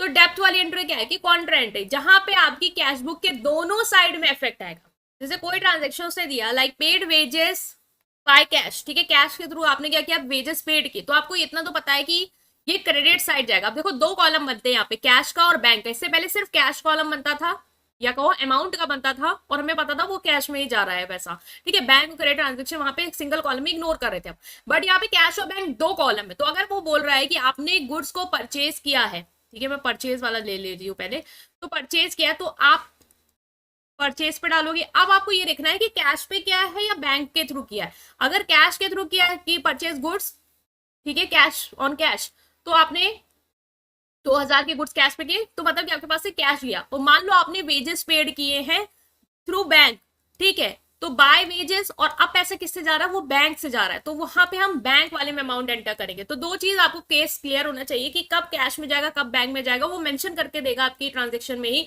कि जो भी चीज मतलब जाने वाली अगर चीज हो रही है, लाइक परचेज हो रही है, वेजेस दे रहे हो, सैलरी पे कर रहे हो, अगर वो कैश में जा रहा है तो कैश कॉलम में अमाउंट डालोगे, अगर वो बैंक में जा रहा है तो बैंक में अमाउंट डालोगे। सिमिलरली अगर पैसा आ रहा है, सेल्स, अगर सेल्स किया आपने और पैसा आ रहा है कैश के थ्रू, तो आप कैश में डालोगे, ठीक है, टू सेल्स, और अमाउंट जो भी है, मान लो आपने सेल्स की है 5,000 की कैश पे, तो वो सेल्स वाले कॉलम में जाएगा। मान लो कि आपको कमीशन रिसीव्ड हुई है, ठीक है, टू कमीशन रिसीव्ड, और जो कमीशन रिसीव्ड हुई है आपकी वो बैंक अकाउंट में क्रेडिट हुई है, तो आप बैंक अकाउंट में पैसा डालोगे। तो ये चीज आपको क्लियर होना चाहिए कब टू साइड आए, टू जो भी अमाउंट, ये तो हमने कैश बुक में पढ़ा था कि टू साइड क्या आता है, बाई साइड क्या आता है। पैसा अगर आया है तो वो आपका डेबिट साइड आएगा, और पैसा गया है तो आपका क्रेडिट साइड आएगा। बट पैसा आया किस चीज के थ्रू है, कैश में आया या बैंक में आया, वो क्राइटेरिया यहाँ पे आपको डिस्कस करना है, खुद से सोचना है कि पैसा मुझे कैश में रिसीव हुआ या बैंक में हो। कैश में रिसीव हुआ तो कैश में डालोगे, बैंक में रिसीव हुआ तो बैंक में। ये बहुत ही क्लियर होना चाहिए, अब तक आपको इस पर डिस्कस करने की भी रिक्वायरमेंट नहीं है। नेक्स्ट आता है कॉन्ट्रा एंट्री, क्या होती है, जो आपकी कैश बुक की दोनों साइड पे इफेक्ट डालती है। मींस अगर आप ये देखो अपने कैश को बैंक में डिपॉजिट किया, ठीक है, तो कैश आपके पास से गया, पहला क्या हुआ, स्टेप क्या हुआ, आपने कैश को डिपॉजिट किया बैंक में, तो कैश आपके पास से क्या गया है, गया है, तो मतलब कि आउटफ्लो हुआ है यहाँ पे। सिमिलरली अगर आपने अपने बिजनेस के बैंक अकाउंट में डिपॉजिट कराया ना, अपने बिजनेस से निकाल के बिजनेस में बैंक के फॉर्म में पैसा डिपॉजिट किया ऑनलाइन, तो वो बैंक में पैसा क्या हुआ होगा, आया भी होगा, इनफ्लो भी हुआ होगा। कैश एक तरह से गया भी है और बैंक में एक तरीके से आया भी है। तो यहाँ पे कैश कॉलम में भी इफेक्ट जा रहा है और बैंक कॉलम में भी इफेक्ट जाएगा, ठीक है। तो इस एंट्री को कैसे रिकॉर्ड करोगे, मान लो कि आपका यही है, आया आपका बुक में ऐसे ही लिख के आएगा कि कैश डिपॉजिटेड इनटू बैंक, और मान लो आपने कितना कैश डिपॉजिट किया है, 5,000, ठीक है। तो कैश पहली बात तो गया, तो हम किस साइड लिखते हैं, इस साइड लिखते हैं, ठीक है। और किस फॉर्म में गया होगा, भाई बैंक में डिपॉजिट किया, तो यहाँ पे हम कैश कॉलम में अगर कैश से पैसा जा रहा है तो कैश नहीं वर्ड लिखेंगे ना, बैंक लिखेंगे। बैंक में गया इसलिए आपका कैश कम हुआ है। तो हमने क्या किया, मान लो 5,000 रुपए हम यहाँ मेंशन करेंगे, कैश हमारा गया, किस की वजह से गया, बैंक की वजह से, क्योंकि बैंक में डिपॉजिट किया। दूसरा क्या है कि हमारा एक तरफ क्या हो रहा है, बैंक में पैसा आ रहा है, ठीक है, तो डेबिट साइड जो बैंक है वहां पे पैसा आया भी, तो हम यहाँ पे क्या करेंगे, लिखेंगे टू कैश, मतलब कैश से पैसा आया है और कहाँ डिपॉजिट हुआ है, बैंक में, 5,000। तो ये होती है आपकी कॉन्ट्रा एंट्री, जहां पे आपको एक ही ट्रांजेक्शन के थ्रू दोनों तरफ डेबिट साइड भी और क्रेडिट साइड भी क्या हो रहा होगा, इफेक्ट देखने को मिल रहा होगा। तो ये जो एंट्री होती है ना, वो थोड़ा सा घुमाने वाली होती है, क्योंकि लोग कंफ्यूज हो जाते हैं कि हमें इस चीज में क्या करना है, बट आपको ये चीज क्लियर होनी चाहिए, राइट। तो इसी तरीके से जो दूसरी एंट्री है कॉन्ट्रा की, वो भी याद रखना है। अगर कैश डिपॉजिट कर रहे दोनों साइड इफेक्ट होगा, और कैश विड्रॉ कर रहे हो तब भी दोनों साइड इफेक्ट होगा, क्योंकि कैश विड्रॉ किया है तो इसका मतलब कैश आपके पास आया होगा। बैंक से अगर पैसा निकाल रहे हो तो आपको अपने आप को सोचना है एज बैंक बिजनेस कि आपके पास क्या हो रहा है। कैश विड्रॉ किया बैंक से, इसका मतलब कैश आपके बिजनेस में आया होगा, क्योंकि बैंक से निकाला है पैसा तो कैश का इनफ्लो हुआ। बट बैंक से पैसा जो है आपके बिजनेस के अकाउंट से वो गया होगा, तो दोनों साइड इफेक्ट आएगा। कैश का इनफ्लो हो रहा है और बैंक का आउटफ्लो हो रहा है, तो कैश वाले कॉलम में जाएंगे हम सबसे पहले, क्योंकि वो इनफ्लो हुआ है, डेबिट हुआ है। तो कैश में हम क्या करेंगे, यहाँ पे हम लिखेंगे पैसा आया है, किससे आया है, बैंक से आया है। कितना आया है, मान लो 2,000, ठीक है, 2,000 जो है वो आपने विड्रॉ किया है। तो कैश में तो पैसा आया भाई, कैश तो बढ़िया हमारे बिजनेस का, क्योंकि हमने बैंक से कैश पैसा निकाल दिया। बट जो बैंक में हमारा पैसा था वो क्या हुआ, वो हमारा कम हो गया है, एज हमने पैसा विड्रॉ कर लिया है 2,000। तो ये थोड़ा एंट्री आप बहुत अच्छे से ध्यान में रखना, और बहुत ही इस एंट्री के टाइम फोकस हो जाना कि क्या हो रहा है। कैश अगर आ रहा है, जैसे आपने विड्रॉ किया, कैश आ रहा है, तो डेबिट साइड में कैश वाले कॉलम में पैसा जो है वो आएगा, ठीक है। जैसे ये देखो, और नाम वहां पे कैश मत लिख देना, कैश वाले में अगर अमाउंट जा रहा है तो बैंक, और बैंक वाले में अगर कुछ भी हो रहा है तो कैश नाम से वो चीजें होंगी, ठीक है। ये आपको कॉन्ट्रा एंट्री बस थोड़ी सी ध्यान रखनी है, बाकी आपको ये फॉर्मेट क्लियर हो गया होगा और किस तरीके से हमें एंट्री के अमाउंट डालने हैं वो क्लियर होगा। नेक्स्ट यहाँ पे एक और चीज याद रखो, बैलेंस ब्राउट डाउन और बाय बैलेंस ब्राउट डाउन इधर इधर कब आता है। देखो आपको वहां पे लिया होगा कि स्टार्टिंग में आपको जो ट्रांजेक्शन दिए होते हैं वहां पे अगर दिया है कि आपके पास बैंक बैलेंस है शुरुआत में, ठीक है, मान लो आप 2024 की बना रहे हो, ठीक है, कैश बुक, और 2023 का जो भी था उसका बैंक बैलेंस बचा है आपके पास, तो इसमें आप कैरी करोगे ना, फॉरवर्ड लाओगे इसको। तो अगर बैंक बैलेंस बचा है तो बैंक में अमाउंट डाल देना, और अगर बोलता है कैश और बैंक बैलेंस दोनों बचा है तो कैश में भी पैसा डाल देना, क्योंकि कैश में भी पैसा है, बैंक में भी पैसा है। और अगर वो बोलता है बैंक ओवरड्राफ्ट है, ठीक है, पैसा जो है वो आपके पास अपने बैंक से ओवरड्राफ्ट कर लिया है, ठीक है, तो वो आप हमेशा आपका बैंक के क्रेडिट साइड जाएगा। बैंक बैलेंस आएगा तो डेबिट साइड में बैंक में जाएगा, और बैंक ओवरड्राफ्ट आता है तो वो क्रेडिट साइड में जाएगा, लायबिलिटी है, आपने ओवरड्राफ्ट किया है वो बैंक के उधर जाएगा, ठीक है। Guys, in this part we are going to solve numerical of double column cash book. इससे पहले हमने न्यूमेरिकल्स नहीं सॉल्व किए हैं, आज हम न्यूमेरिकल पे फोकस करेंगे, ठीक है, और हमने इससे पहले वाले पार्ट को जरूर देख लेना, फॉर्मेट डिस्कस किया है, कुछ कॉन्ट्रा एंट्री डिस्कस की है और किस तरीके से एंट्री होगी, बहुत सारी चीजें। आज हम एक फुल फ्लेज न्यूमेरिकल करने वाले हैं। तो चलिए स्टार्ट करते हैं। ये आपके न्यूमेरिकल में इसी तरह से आपको क्वेश्चन आएगा कि दिए रहेंगे आपको ट्रांजैक्शन किस किस डेट में कौन कौन से ट्रांजैक्शन हुए हैं। अब ये डबल कॉलम में कैसे पता चलेगा, देखो आपको यहाँ पे कैश इन हैंड भी दिया, कैश एट बैंक भी दिया, मतलब बैंक ट्रांजेक्शन भी दिए, कैश ट्रांजेक्शन भी दिया, वहाँ पे बोलेगा भी आपको double column cash book prepare करनी है। इसका मतलब डबल कॉलम कैश बुक में आपका कैश कॉलम और बैंक कॉलम दोनों मेंशन होंगे। एज यहाँ पे जो अमाउंट है वो दोनों फॉर्म में क्या हो रहा है, रिसीव्ड हो रहा है और जा रहा है। ठीक है, अब हम स्टार्ट कर रहे हैं हमारे फॉर्मेट के साथ। तो देखो फॉर्मेट ऐसे बनेगा, date, particular, voucher number, LF, cash और बैंक। यह बस देखो जब सिंगल कॉलम था बस कैश तक ही लिमिटेड था, date, particular, voucher number, LF, cash, date, particular, voucher number, LF, cash, debit, credit. But यहाँ पे क्या है, एक कॉलम और बढ़ाओगे वो होगा बैंक का, बस इतना ही डिफरेंस है। ठीक है, एक कॉलम और बढ़ाओगे वो होगा आपका किसका, बैंक का। तो ये आपको याद रखना है। अब हम क्या करेंगे, एक एक करके एंट्री को समझेंगे कि पैसा आया है या गया है, तो कैश में आया है कि कैश बैंक में गया वो। अभी देखो ये पहली जो एंट्री है जनवरी 1 की, उसमें बोला कि cash in hand and cash at bank. मतलब आपके पास जो पैसा है, बैलेंस है, हमने कहा था बैलेंस ब्रॉट डाउन, अगर कैश बैलेंस है या बैंक बैलेंस है तो उस तरीके से लिखते हैं। तो ये क्या है आपके पास। ठीक है, ओवरड्राफ्ट होता तो क्रेडिट साइड आता, बट आपके पास ये बैलेंस है, इसका मतलब ये डेबिट साइड आपके पास अमाउंट है। ठीक है, तो हम क्या लिखेंगे, जनवरी 1 लिखेंगे और हम लिखेंगे टू बैलेंस ब्रॉट डाउन, कितना हमारे पास बैलेंस है पहले से, कैश का बैलेंस लिख लेंगे और आपका बैंक का 4000 और 12000। तो कैश में हमारा बैलेंस 4000 है और बैंक में हमारा बैलेंस 12000 है। ठीक है, तो डेट एक ईयर भी लिखेंगे जो कि है आपका 2012। ठीक है, तो ये हो गया हमारा पहला। देखो हमें स्पेस थोड़ी कम लगेगी, मतलब है हमारे पास, आपके पास पूरा पेपर होगा तो जब भी पेपर जब देना ना तो हॉरिजॉन्टल कर लेना अपनी उसको पेपर को और फिर अपना न्यूमेरिकल को ये बनाना, क्योंकि अगर वर्टिकल रखोगे तो नहीं बन पाएगा उतना बड़ा। ठीक है, पहुंच पहुंच हो जाएगी, तो हॉरिजॉन्टल कर लेना अपनी शीट को एंड देन आप उसको ड्रॉ करना।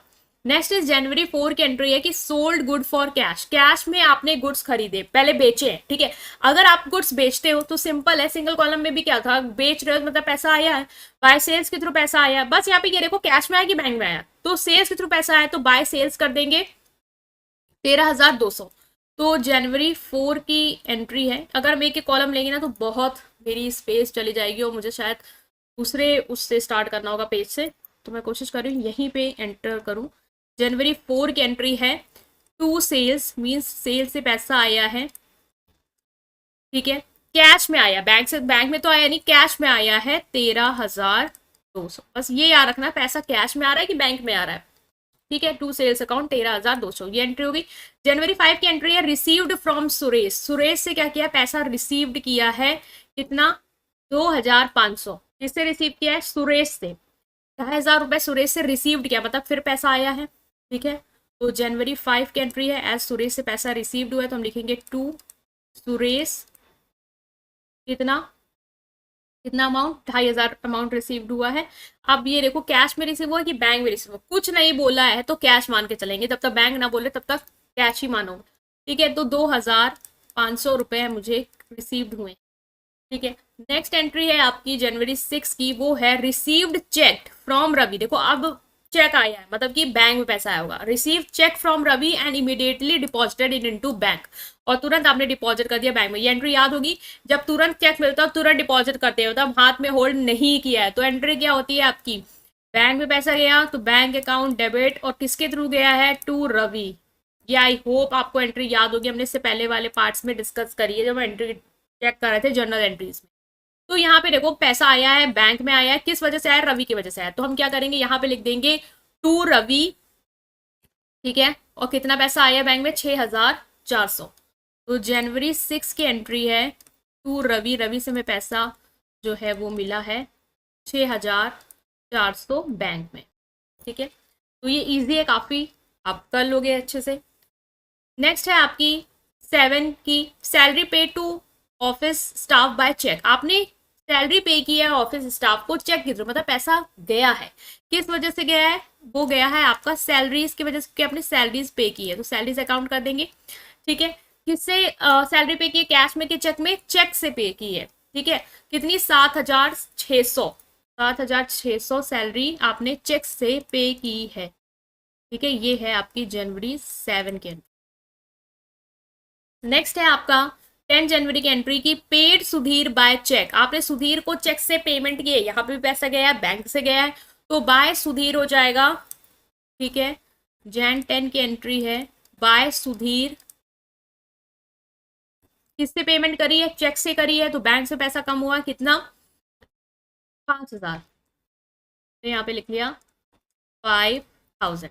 ठीक है, नेक्स्ट है हमारा Jan 12 की, paid for travelling expense. Travelling expense के लिए आपने 1,200 रुपए पे किए हैं, मतलब ये भी आपका खर्चा ही है। ठीक है, पैसा गया ही है, तो बाय ट्रैवलिंग, आप पूरा लिखना, मैं शॉर्टकट ले रही हूँ क्योंकि स्पेस कम है।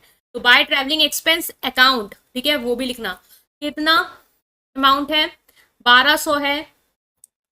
Jan 12 एंट्री 1,200 रुपए आपने ट्रैवलिंग एक्सपेंस में खर्च किए हैं। ठीक है, 1 मिनट, 1,200 किस में है? चेक में है कि कैश में है? तो ऑफकोर्स यहाँ पे चेक तो बोला नहीं है, तो हम ये अमाउंट कहाँ डालेंगे? कैश में डालेंगे। कितना? 1,200। Okay, now moving to next. Next है आपका कि पेड कैश परचेज किया है आपने, कैश परचेज किया है 15 जनवरी को, मतलब कि ऑफकोर्स पैसा गया है, कैश परचेज किया है, तो 8,000 रुपए। कितना कैश में गया है पैसा? ठीक है, तो 15 जैन की एंट्री लिखेंगे, Jan 15, और हमने क्या किया? परचेज किया है, और परचेज करने से मेरा जो पैसा है वो क्या हुआ है? गया है, कैश में गया है। ठीक है, कैश दिया इसलिए, तो कितना? 8,000 रुपए। ओके, नेक्स्ट है हमारा कि कैश डिपॉजिटेड इनटू बैंक। 16 जनवरी की एंट्री है कि हमने कैश डिपॉजिट किया है बैंक में 10,000। देखो ये कॉन्ट्रा एंट्री है आपकी, हमने इसको डिस्कस किया था, ये कौन सी एंट्री है? कॉन्ट्रा एंट्री, स्टार लगा लो। अब इसमें आपको फोकस ये करना है कि कैश डिपॉजिटेड हुआ है बैंक में। पहली बात तो आपने क्या किया? कैश दिया होगा, तभी तो आपके पास से गया है। तो जब भी आउटफ्लो हो रहा है, ठीक है, तो आउटफ्लो में हम क्या करते हैं? Jan 16 आउटफ्लो हुआ है ना, आपके पास से तो कैश गया है, तो मेरा तो कैश कम हो गया, तो मैंने क्या किया? यहाँ पे लिखा मेरा कैश कम हुआ है, तो मैंने किससे लिखा? कहाँ क्यों कम हुआ? क्योंकि मैंने बैंक में जमा किया है, इस वजह से। तो बाय बैंक अकाउंट कितना कैश मेरे पास से गया? वो गया है मेरा 10,000 रुपए, तो मैंने यहाँ लिख दिया मेरा 10,000 रुपए कैश गया। नेक्स्ट है कि आपने बैंक में डिपॉजिट किया, इसका मतलब बैंक में तो पैसा आया होगा ना, आपके ही अकाउंट में बैंक में पैसा आया होगा, कैश कम हुआ है।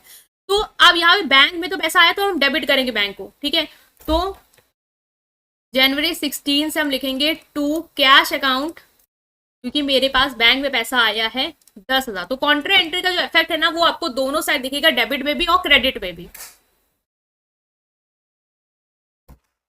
बस ये चीज आपको अच्छे से ध्यान देनी है। और आ रहा है, जा रहा है, वो भी फोकस करना है। मेरे पास से गया तो मेरा क्या हुआ? मेरा कैश कम हुआ, तो मैं कहाँ जाऊंगा? क्रेडिट में जाऊंगा, वहां से कम करूंगा। मेरे पास क्या हुआ? बैंक में पैसा आया है, कैश तो गया लेकिन बैंक में आया है, तो बैंक में मैं करूंगा डेबिट। ठीक है, नेम अलग अलग होगा दोनों साइड। 20 जैन की एंट्री क्या है? कैश सेल, कैश में सेल करी है आपने 15,100 की, मतलब कि पैसा आया होगा आपके पास सेल से, टू सेल्स पैसा आया है आपके पास, आपने क्या किया है? सेल्स करी है, आई थिंक 15,100 की। ठीक है, देख लेंगे अमाउंट, 15,100 की आपने सेल करी है, और डेट है Jan 20 की। ओके, सो ये हो गया हमारा। नेक्स्ट है हमारा कि purchase machinery and payment made by cash. Machinery purchase की है 6,800 की, और कैश में पेमेंट करी है आपने। ठीक है, तो मतलब कि कैश गया होगा मशीनरी अकाउंट के थ्रू, क्योंकि मशीन परचेज की है आपने, और पेमेंट आपने ऑफकोर्स किस में करी है? आपने पेमेंट करी है कैश से 6,800, तो आपका कैश जो है वो कम हुआ 6,800 से। ये Jan 20 की एंट्री है, क्योंकि वही डेट में कंटिन्यू है, तो Jan 20। नेक्स्ट है आपका कि आपने वेजेस पे किए हैं इसी मशीनरी के इरेक्शन पे। ठीक है, 400 रुपए वेजेस पे किया। हमें पता है जब भी आप मशीनरी खरीदते हो, इससे पहले जनरल एंट्रीज में हमने देखा होगा, जब भी हम कोई एसेट खरीदते हैं और उस पे अगर कोई एक्सपेंस करते हैं इस तरीके, चाहे वेजेस पे कर रहे हो, चाहे उसका हम कैरेज भाड़ा लगा रहे हो, तो हम उसको उसी अकाउंट में डेबिट करते हैं, मतलब मशीनरी एसेट अकाउंट में ही वो जाएगा। नहीं देगा तो एंट्री देख के आओ, जनरल एंट्री में हमने डिस्कस किया है, लास्ट से नेक्स्ट वाले पार्ट में था। ठीक है, सेकेंड लास्ट पार्ट में। तो Jan 20 हम बाय मशीनरी लिखेंगे। ठीक है, ये चीज आपको याद भी होनी चाहिए। Bye machinery 400। अगर आपको कॉन्सेप्ट नहीं क्लियर है तो प्लीज आप कॉन्सेप्ट क्लियर करें, तभी आप कैश बुक कर पाएंगे जब जनरल स्ट्रांग होगा। नेक्स्ट इज 22 की एंट्री है कि withdraw from bank for office use. अब देखो ये कॉन्ट्रा एंट्री है, आपने क्या किया, बैंक से विड्रॉ किया है। इसका मतलब आपने के बैंक से पैसा कम हुआ होगा, और ऑफकोर्स बैंक से निकाला है पैसा, मतलब कैश निकला है, तो कैश में पैसा आया होगा। ठीक है, 7,500, डेट क्या है, जनवरी 22 की। अब देखो यहाँ पे कैश बैंक से विड्रॉ कर रहे हो तो मतलब बैंक से अपने पैसा निकाला है, तो कैश आया आपके पास, कैश बढ़ा आपके पास। ठीक है, तो हमने क्या लिखा है यहाँ पे, टू बैंक, क्योंकि मेरे पास बैंक से क्या आया, कैश आया है। कितना कैश आया है, 7,500। तो हमने लिखा 7,500 डेबिट साइड, भाई कैश आया। लेकिन मैंने बैंक से तो विड्रॉ किया है ना, मतलब मेरा बैंक का जो अमाउंट है वो कम हो गया होगा। क्यों, क्योंकि मैंने कैश निकाल लिया है वहां से। तो हम बैंक से अमाउंट को क्या करेंगे, कम कर देंगे। दोनों साइड एंट्री का असर जाएगा, कॉन्ट्रा एंट्री है। नेक्स्ट इज 23 की, received a cheque from Anil and deposited into bank 4,600। मुझे अनिल से चेक रिसीव हुआ, मैंने बैंक में डिपॉजिट कर दिया, मतलब कि bank account debited to Anil. तो मेरे पास चेक, बैंक में पैसा आया, किसकी वजह से आया, अनिल की वजह से। तो जैन 23 की एंट्री होगी, जैन 23 की एंट्री होगी कि मेरे पास पैसा आया है। ठीक है, तो जैन 23 की एंट्री होगी, मेरे पास पैसा आया है अनिल की वजह से, टू अनिल। कहाँ पे आया, बैंक में आया है, क्योंकि मैंने चेक जो है वो अनिल से रिसीव करी है और बैंक में लगा दी है 4,600 की। तो ये एंट्री हो गई आपकी डन। नेक्स्ट है कि आपको बता रहे कि 27 जनवरी को ऐसा क्या हुआ कि अनिल ने जो चेक दिया था आपको, वो बैंक ने डिसऑनर्ड कर दिया, मतलब कि वो बैंक से वापस आ गया, डिसऑनर्ड हो गया वो चेक। तो अभी तो पहले भी तो मेरे बैंक में पैसा आया था भाई अनिल की वजह से, कि मैंने चेक लगा दी थी, तो मैंने एंट्री पास करी कि मेरे को पैसा आया। बट जब मैंने देखा कि बैंक ने उस चेक को रिटर्न कर दिया है, ठीक है, Anil check return by bank dishonoured, तो मेरे पास से बैंक का जो पैसा था वो क्या हुआ, कम हो गया भाई, चला गया पैसा। तो 4,600 से जो मैंने एंट्री करी थी कि मेरे पास पैसा आया है, अब मैं क्या करूंगी, मेरे पास से पैसा बैंक से गया। ठीक है, किस वजह से गया, चेक डिसऑनर्ड हो गया, इस वजह से। तो हम यहाँ पे बाय अनिल करेंगे, 27 जैन की एंट्री होगी ये, 27 जैन की एंट्री होगी ये, बाय अनिल। और मेरे पास से क्या हो रहा है, जो पैसा आया था बैंक में वो पैसा बैंक से चला गया, एज चेक डिसऑनर्ड हो गई। ठीक है, नेक्स्ट है 28 जैन की एंट्री की, purchase typewriter and paid by cheque 8,000। Office equipment में आएगा आपका टाइप राइटर, तो ऑफिस इक्विपमेंट खरीदा, इस वजह से आपका क्या हुआ, चेक के थ्रू पेमेंट गया, मतलब पैसा कम हुआ।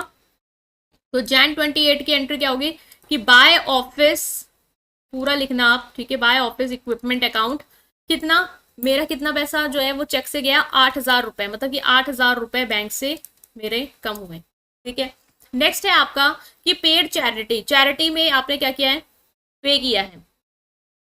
तो चैरिटी में पे किया है 120, तो यहाँ पे आ जाएगा बाय चैरिटी। ठीक है, बाय चैरिटी, यहाँ पे पैसा गया 120। डेट लिखेंगे, डेट है हमारी जैन 30 की। आई थिंक स्पेस कम पड़ेगा अब आपको। Next is paid into bank, bank में पे किया है 12,000, बैंक में पे किया, इसका मतलब बैंक तो बढ़ा मेरा और कैश मेरा कम हुआ।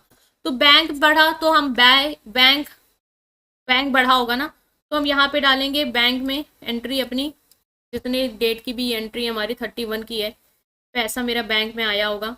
तो टू पेड किया है बैंक को, तो to cash account, counter entry, ये भी बैंक में पैसा आया होगा क्योंकि बैंक बढ़ा है मेरा, पैसा डिपॉजिट किया है, इसका मतलब ये हुआ 12,000 रुपये बैंक में आया। बट जैन 31 से मेरा क्या हुआ, कैश कम हो गया है। तो बाय बैंक अकाउंट, कैश मेरा कम हो गया है 12,000 से, क्योंकि मैंने जो 12,000 थे वो कैश उठा के बैंक में लगा दी, तो बैंक तो बढ़ा बट कैश कम हो गया। तो अब ये आप देख लो कि आपने जो भी ट्रांजेक्शन करें एक बार फिर से रीचेक करो कि वो सही है या नहीं, अमाउंट सही है या नहीं। इसको टोटल कर लेंगे। ठीक है, हमारा जो टोटल जितना भी हमारा रिसिप्ट है, जितना टोटल हमारा पेमेंट है, उसको हम क्या करते हैं, टोटल कर लेते हैं। तो हम यहाँ पे लिख देंगे टोटल हमारा कितना पैसा हमें आया है और टोटल हमारे पास से कितना हमारा पैसा गया है। ठीक है, ये आप कर लोगे अब टोटल। तो चलो टोटल कर लेते हैं कि हमारा कितना कितना पैसा बन रहा है। तो मैं इसका टोटल करके आपको बताती हूँ। इसका जो टोटल आ रहा है वो है 42,300 और इसका आ रहा है 45,000। ठीक है, इसको एक बार आप अपने एंड पे टोटल कर लो, यही टोटल आ रहा है, ठीक है। इसका टोटल कर लेंगे अब।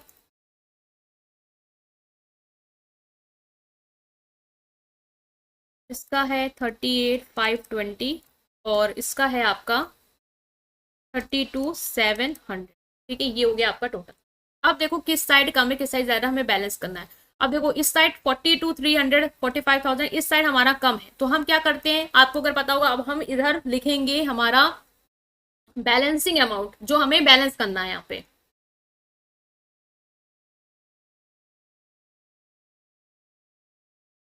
तो हम लिखेंगे यहाँ पे बाय बैलेंस कैरी डाउन। मैं नेक्स्ट पेज में आपको इसको फिर से दिखा दूंगी, ठीक है। अभी आप आई थिंक ये कट भी रहा होगा।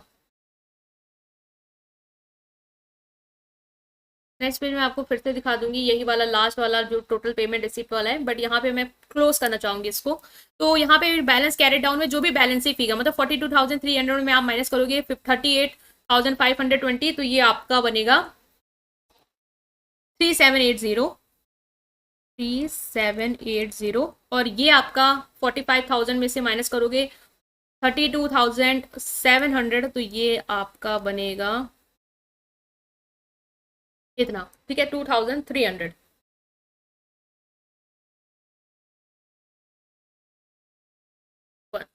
12300, 12,300 ये आपका ये बनेगा।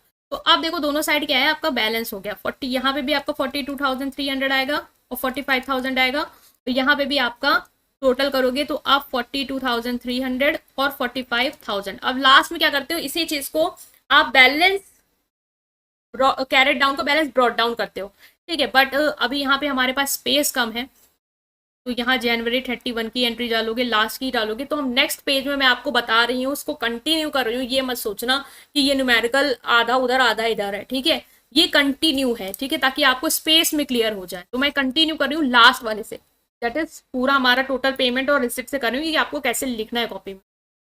जैसे जब टोटल कर लोगे कि टोटल रिसिप्ट मेरा कितना आ रहा है और यहाँ पे टोटल करोगे कि टोटल पेमेंट मेरी कितनी आ रही है।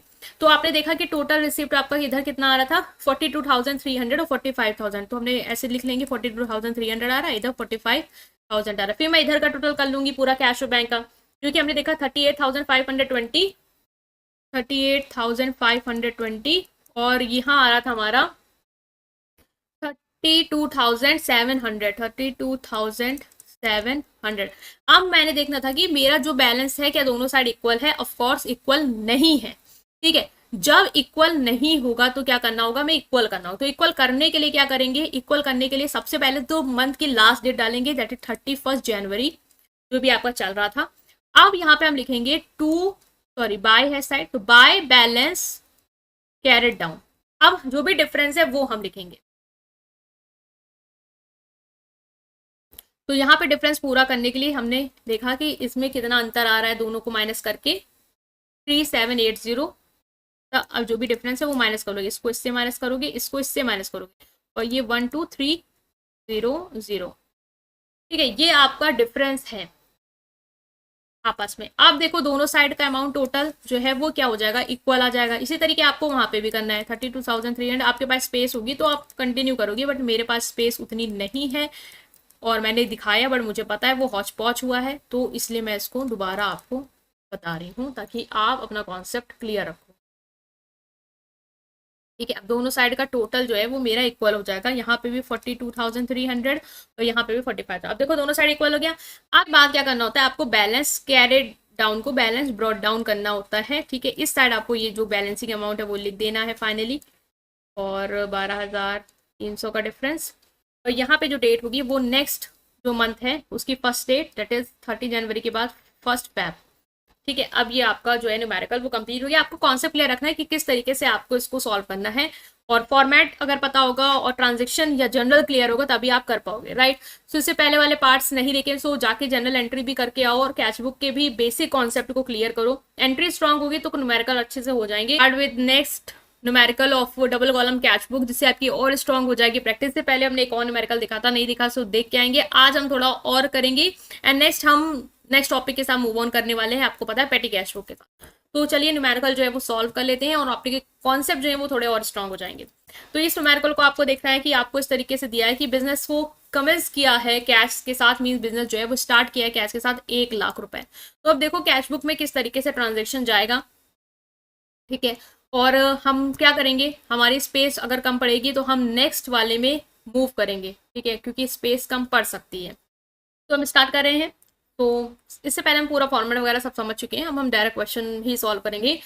तो हम लिख लेंगे यहाँ पे 2012 है, सॉरी 2011 है, और जून से स्टार्ट है, जून 1 की एंट्री है। बिजनेस को स्टार्ट किया है कैश से, तो ऑफ कोर्स जब कैश से स्टार्ट किया मतलब कैश लगा होगा बिजनेस में, किस फॉर्म में, कैपिटल के फॉर्म में। तो पैसा आया है कैपिटल के फॉर्म में, तो जून 1 की जो एंट्री हम करेंगे वो हम करेंगे टू कैपिटल अकाउंट, ठीक है, टू कैपिटल अकाउंट, क्योंकि हमारे पास पैसा आया है, बिजनेस में लगा है। और कितने रुपए से स्टार्ट किया है हमने बिजनेस को, 1 लाख रुपए से, तो 1 लाख कैश में आ गया, ठीक है।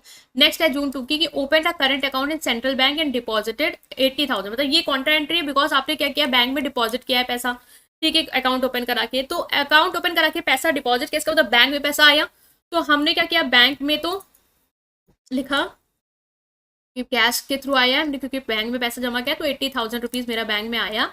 नेक्स्ट मुझे पता है कॉन्ट्रा एंट्री में एफर्ट दोनों साइड होता है, तो बैंक में तो पैसा आया बट मेरे पास से तो कैश गया, तो बाय बैंक अकाउंट से मैं अपना कैश दिखा दूंगी कि मेरे पास से कैश कम हो गया एज मैंने बैंक में डिपॉजिट करा दिया है, ठीक है। तो डेट हम लिख लेंगे जून 2 की है, तो का हमारा ट्रांजेक्शन, ठीक है।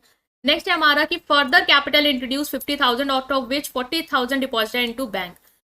50,000 की आपने एक्स्ट्रा कैपिटल इंट्रोड्यूस किए, जिसमें से आपने 40,000 बैंक में डिपॉजिट करा दिए, ठीक है। तो इसको हम कैसे करेंगे, तो आपके पास जो है वो पैसा दो फॉर्म में आया है, एक आपका कैश के फॉर्म में आया है कैपिटल के थ्रू, एक बैंक के फॉर्म में आया है।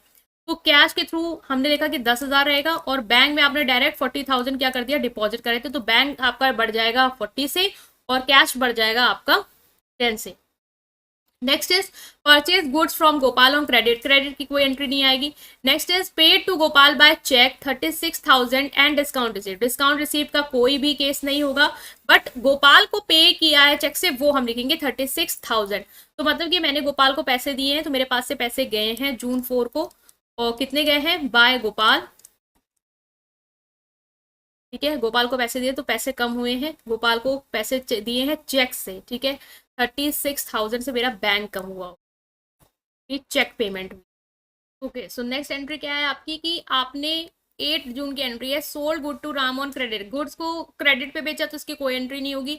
नेक्स्ट 10 जून की एंट्री की received a cheque from Ram in full settlement of his account that is 7,230। अब हमने चेक रिसीव किया, मतलब चेक मेरे पास आया होगा, cheque in hand, of course bank में डिपॉजिट किया तो हम कोई एंट्री ऐसे डालेंगे नहीं, चेक आया है तो हम एंट्री क्या पास करेंगे कि cheque in hand account debit हो जाएगा मेरा, ठीक है। और डिस्काउंट हमें मिला है, रिसीव द चेक, मतलब डिस्काउंट अलाउड किया होगा क्योंकि हमने उसको, ऑफकोर्स हमें कम पैसा मिला, इसका मतलब उसको हमने डिस्काउंट दिया होगा, 7,500 मिलने थे बट हमें कितना मिला, 7,230 मिला है, ठीक है। बाकी जो रिमेनिंग अमाउंट है आपका, उस पर आपने उसको क्या दे दिया, उस पर आपने उसको दे दिया डिस्काउंट 270 का, ठीक है। और किससे मिलना था, टू राम, राम में पूरा अकाउंट लिख दिया मैंने। तो ये जो है वो आपकी जनरल एंट्री पास होगी, यहाँ पे हमें कैश बुक में कुछ रिकॉर्ड नहीं करना है, ऐसा हमें बैंक में हमने पैसा डिपॉजिट कराया नहीं तो कि हम बैंक वाली एंट्री कर दें यहाँ पे, ठीक है, ना ही हमें कैश मिला है, ठीक है। तो ये एंट्री इस तरीके से जर्नल में जाएगी आपकी।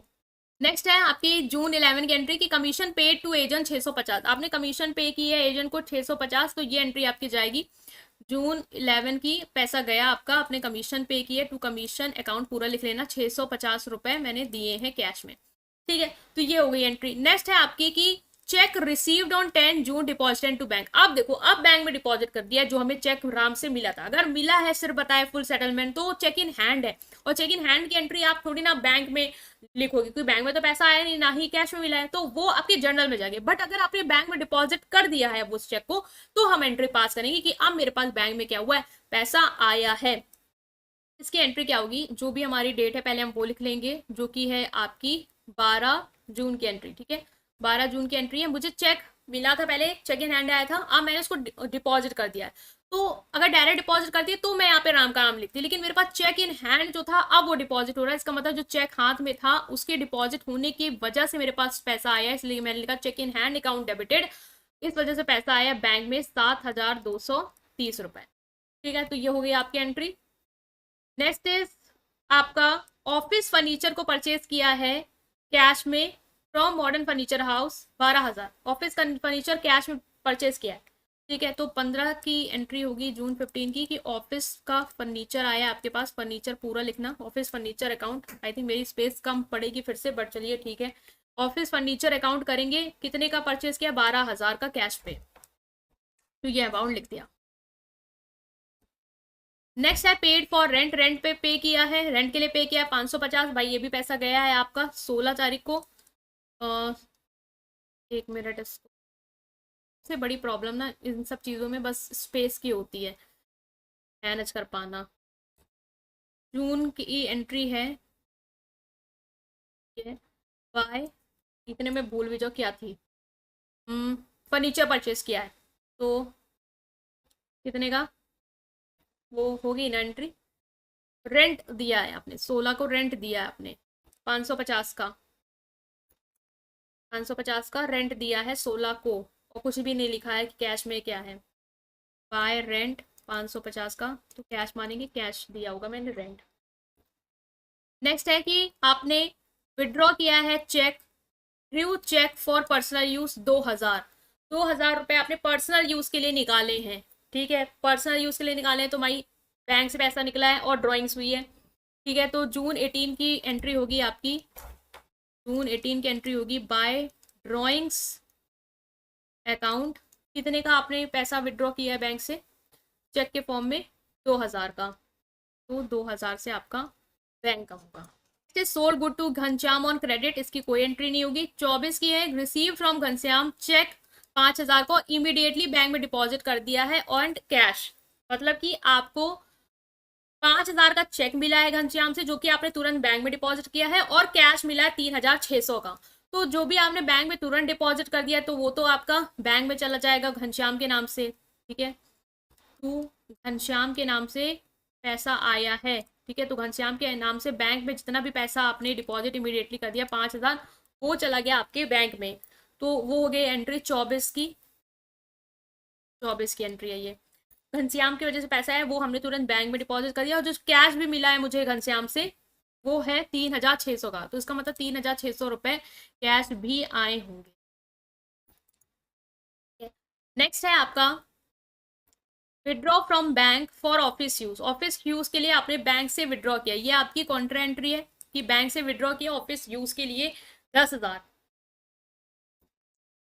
तो जो भी आपकी जून 25 की एंट्री है वो हम दोनों साइड करेंगे कि आपने विड्रॉ किए, इसका मतलब आपका बैंक कम हुआ होगा बाय कैश अकाउंट से क्योंकि आपने पैसा निकाला है बैंक से, और कैश के फॉर्म में पैसा आया है बैंक से तो आपका कैश बढ़ा होगा। तो ये दोनों चीज तो आपको याद रखनी कैसे कैसे आपका दोनों साइड जाएगा। कितना अमाउंट है 10,000, तो बैंक से विड्रॉ किया तो मतलब कैश मेरा 10,000 मेरा आया है, और बैंक से पैसा निकला इसका मतलब बैंक से पैसा गया है। ठीक है, next is received a cheque from X and endorse to Y on 29 June 6,000। आपको चेक रिसीव्ड हुई थी एक्स से और आपने उसको वाई को दे दिया है 29 जून को, तो ये इंडोर्समेंट है और इसकी एंट्री आपकी जनरल में जाएगी ना कि कैश बुक में, तो उसको हम लीव कर रहे हैं। 26 का है good sold to Mohan on credit, ये एंट्री भी नहीं रिकॉर्ड होगी। 28 की है received a money order from Mohan 300, money order आपको मिला है मोहन से 300 का, तो पैसा आया होगा। ठीक है, 28 को टू मोहन, ठीक है, कितना 300 रुपए आपको मनी ऑर्डर आया है।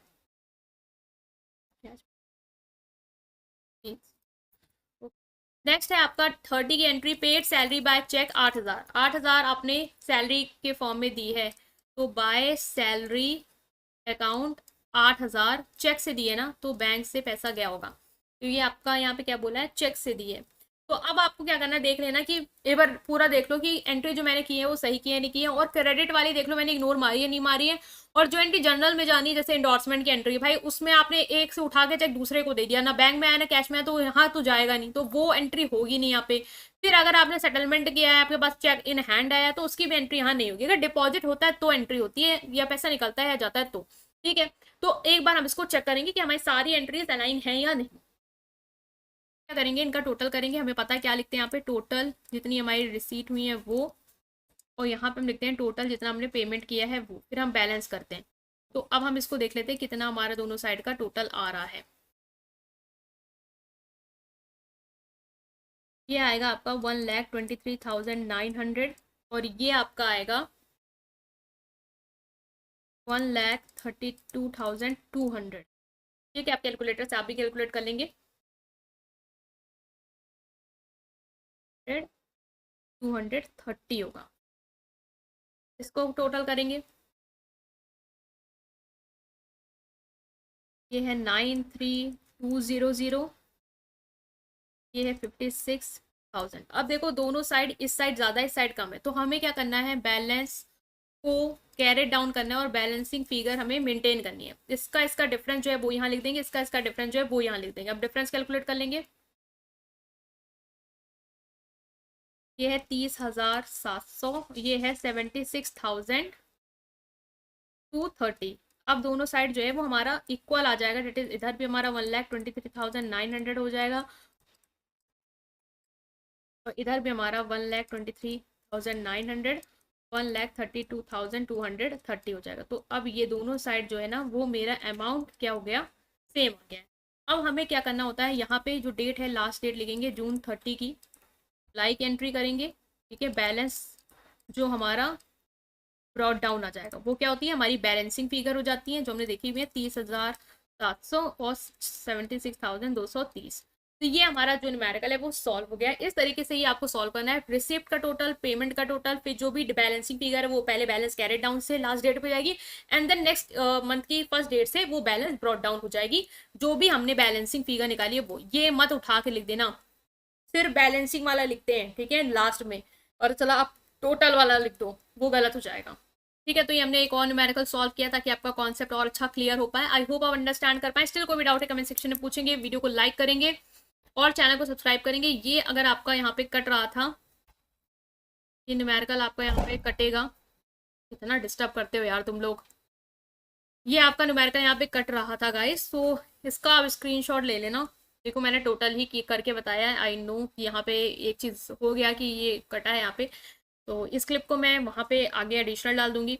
ठीक है, ताकि आपको ये क्लियर हो जाएगा एक पिक्चर कि किस तरीके से हमें करना है, राइट। तो हमने ये डिस्कस किया है, आई होप आप अंडरस्टैंड कर पाए हैं। Going to discuss this topic that is petty cash book. ठीक है, हमने इससे पहले कैश बुक को समझा, कैश बुक में हमने सिंगल कॉलम भी अंडरस्टैंड किया था और आपका डबल कॉलम भी अंडरस्टैंड किया था, right.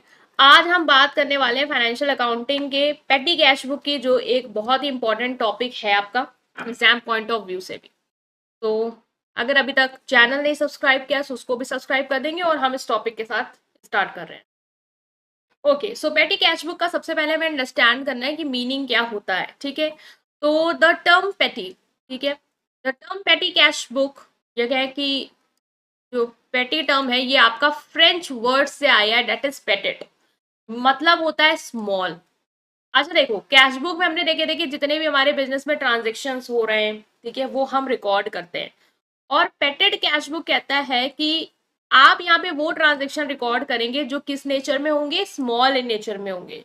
In every sort of business small number of small payment are done on regular basis. देखो अगर आपका भी बिजनेस है तो आप बहुत सी छोटी छोटी चीजें कर रहे होते हो, ठीक है, ट्रांजेक्शन कर रहे होते हैं, छोटी छोटी पेमेंट कर, जैसे स्टेशनरी खरीद, एक पेन खरीद ले 2 रुपए का, ठीक है, या रिफ्रेशमेंट मंगा लिया, कुछ समोसा मंगा लिया, ठीक है, जो आए उनके लिए मंगा लिया, ट्रांसपोर्टेशन में मान लो 5-6 रुपए का किराया भाड़ा देना पड़ गया, ठीक, कुछ भी हो सकता है, छोटे मोटे खर्चे हो सकते हैं। तो आपको क्या लगता है वो सारे आप कैश बुक में रिकॉर्ड करोगे या वो अलग से सब्सिडरी बुक्स में आप रिकॉर्ड करते जाओगे? नहीं, अगर आप ऐसा करोगे ना तो ओवर क्राउडेड आपकी कैश बुक दिखने लग जाएगी। छोटे छोटे ट्रांजेक्शन 1-2 रुपए वाले, 5-5, 10-10 वाले, वो आपने रिकॉर्ड करके रखे, बड़े ट्रांजेक्शन नहीं है 10-10, 20-20 हजार वाले। इसीलिए क्या होता है कि एक जो मेन कैशियर होता है वो सारे जो छोटे छोटे ट्रांजेक्शन होता है उनको मेन कैश बुक में ना रिकॉर्ड करके, ठीक है, वो रिकॉर्ड करता है उन ट्रांजेक्शन को एक अलग कैश बुक में जिसे हम कहते हैं पेटी कैश बुक। ठीक है, तो ओवर क्राउडेड ना हो जाए कैश बुक, या ओवर बर्डन ना हो जाए, इसलिए हम क्या करते हैं, उसको जो स्मॉल ट्रांजेक्शन्स होते हैं उनको अलग से बुक में, सेपरेट बुक में रिकॉर्ड करते हैं। दैट इज कॉल्ड पेटी कैश बुक। तो कॉन्सेप्ट तो क्लियर हो गया कि क्यों करते हैं और ये बुक कौन सी है। नेक्स्ट इज इम्प्रेस सिस्टम पे ये पूरा वेस्ट होता है, मतलब कि इम्प्रेस सिस्टम पे आपका जो पेटी कैश बुक है वो वर्क करता है। अब आता है कि इम्प्रेस्ड सिस्टम आपका क्या होता है। देखो, इम्प्रेस सिस्टम में क्या होता है कि fixed sum of money is given to the petty cashier in the beginning of the period to meet the petty expenses to be incurred in that period। जैसे मान लो आप मेरे petty cashier हो, ठीक है, तो मैंने आपको क्या किया, स्टार्टिंग में ही 2,000 रुपए दे दिया। अब आप मुझसे रोज आके 1 रुपए मांगो, 2 रुपए मांगो, 5 रुपए मांगो, ये समोसा खाना है 10 रुपए मांगो, या पेन लेना है 2 रुपए मांगो, 3 रुपए मांगो, तो ये सब ना हो। बार बार मेरे पास मेन कैशियर के पास इतना ये माथापच्ची ना हो, इसलिए वो क्या करता है, स्टार्टिंग में ही एक फिक्स सम ऑफ मनी पेटी कैशियर को दे देता है कि मतलब ये रखो 2,000 रुपए, इस महीने जितने छोटे मोटे खर्चे हैं वो इससे निकालना। ठीक है, तो बाद में क्या होता है, at the end of the period the amount spend by the पेटी कैशियर इज रीइंबर्स। उसके बाद जो भी अमाउंट, जैसे मान लो मैंने आपको 2,000 रुपए दिए, बट आपका जो खर्चा हुआ वो आपने मुझे अब बताया एट द एंड आके कि मेरा जो खर्चा हो गया वो 2,500 का हो गया, तो मैं आपको क्या करूंगी, 500 रुपए और दे दूंगी। और अगर आपने मुझे बोला कि मेरा खर्चा जो है वो कम का हुआ है, ठीक है, मान लो कि 1,800 का हो, तो 200 रुपए बचे, तो 200 रुपए जो है वो हम आगे महीने में कैरेट फॉरवर्ड कर लेंगे। मान लो आगे महीने में फिर मुझे 2,000 देना, तो मैं 2,000 की जगह आपको सिर्फ 1,800 दे दी, क्योंकि 200 रुपए उस महीने का आपके पास बचा हुआ है, तो फिर आप 2,000 से शुरू करते। समझ गए। सो द पेटी cashier has the same fix amount of the money in the beginning of the next period, इस ताकि जो पेटी कैशियर है उसके पास नेक्स्ट मंथ की बिगिनिंग में भी सेम अमाउंट, जो फिक्स्ड अमाउंट है जो मैं आपको हर महीने 2,000 रुपए देती हूँ, वो रहे। भाई अगर आपके पास पैसा बचा है तो 500 रुपए जैसे बचा है, तो नेक्स्ट मंथ में आपको 1,500 ही दूंगी, ताकि 500 वो मिला के आप 2,000 से फिर से स्टार्ट कर पाओ। ठीक है, तो ये इम्प्रेस सिस्टम में बेस्ड है, मतलब एक fix sum of money beginning में दिया जाता है और एट द एंड देखा जाता है आप किस साइड हो। आप अगर आप के पास ऑफ कोर्स पैसे बचे हैं तो वो आप रिइम्बर्स्ड करोगे और हम उससे मिला के, ठीक है, नेक्स्ट मंथ में उतना ही आपको 2,000 कर देंगे पूरा। ठीक है, 1,500 बचे तो दे दिया मैंने आपको 500 रुपए, और तो हम नेक्स्ट मंथ से 2,000 से वो फिर से शुरू करेगा अपनी साइकिल। तो ये अंडरस्टैंड हो गया कॉन्सेप्ट। नेक्स्ट आता है कि एडवांटेजेस क्या है, ये थोड़ा सा थ्योरी भी समझ ले रहे हैं, क्योंकि हो सकता है कि थ्योरी पोर्शन से क्वेश्चन आ जाए। तो सिंपल मेथड है, बिकॉज पेटी कैश बुक में ट्रांजेक्शन रिकॉर्ड करना इजी है। अभी हम जब पढ़ेंगे कि कैसे रिकॉर्ड करते हैं इस नेक्स्ट पार्ट में न्यूमेरिकल को, तो आप अंडरस्टैंड कर पाएंगे कि बहुत ही इजी है। अगर ये आ गया ना तो आपका लक है। In analytical petty cash book there exist separate heads of different petty expense which makes recording much easier. अलग अलग हेडिंग्स भी डालते हैं अलग अलग एक्सपेंसेस की, जो आप अभी देखोगे। ठीक है, मैं आपको दिखाई देती हूँ एक फॉर्मेट के थ्रू कि कैसे अलग अलग हेड्स होते हैं। देखो यहाँ पे हमने अलग अलग हेड्स बनाए कि पोस्टेज एंड कैरियर का ये है, वेजेस का ये है, कार्टेज का ये, कन्वेंस का ये, स्टेशनरी के, मिसलेनियस के। तो इससे आपको पता रहता है कि पोस्टेज एंड कैरियर में आपने कितना खर्चा किया, वेजेस कितनी में कितना पैसा दिया, कार्टेज में कितना दिया, कन्वेंस में कितना दिया।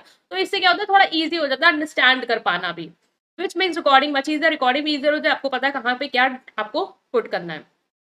रिकॉर्डिंग पेटी cash book does not require the formal knowledge of accounting principle and technique, और इसके लिए आपको कुछ अकाउंटिंग प्रिंसिपल्स की नॉलेज होना ये भी जरूरी नहीं है, टेक्निक्स आना ये भी जरूरी नहीं, because it's simple. Time saving है, बिकॉज ऑफ कोर्स जो मेन कैशियर है उसका टाइम और एफर्ट्स ये सेव कर लेती है, क्योंकि जो पेटी कैशियर है वो रिकॉर्ड कर देता है। अगर मेन कैशियर ये सब भी रिकॉर्ड करेगा तो भाई उसका समय बहुत बर्बाद होगा। Efficient control at the end of the period, petty cash book is audited by the main cashier, so frauds and error are less possible. At the end, जब महीना खत्म हो जाता है तो पेटी कैशियर की जो भी बुक है वो मेन कैशियर टैली करता है, देखता है कि आपने क्या किया है, कैसे किया है, ताकि अगर आप फ्रॉड कर रहे हो, ठीक है, पैसे बचा रहे हो या कुछ कोशिश कर रहे हो या एरर दिखा रहे हो, तो वो नहीं हो पाएगा भाई, वो मेन कैशियर चेक कर लेगा, आपका कंट्रोल है उसका आप पे।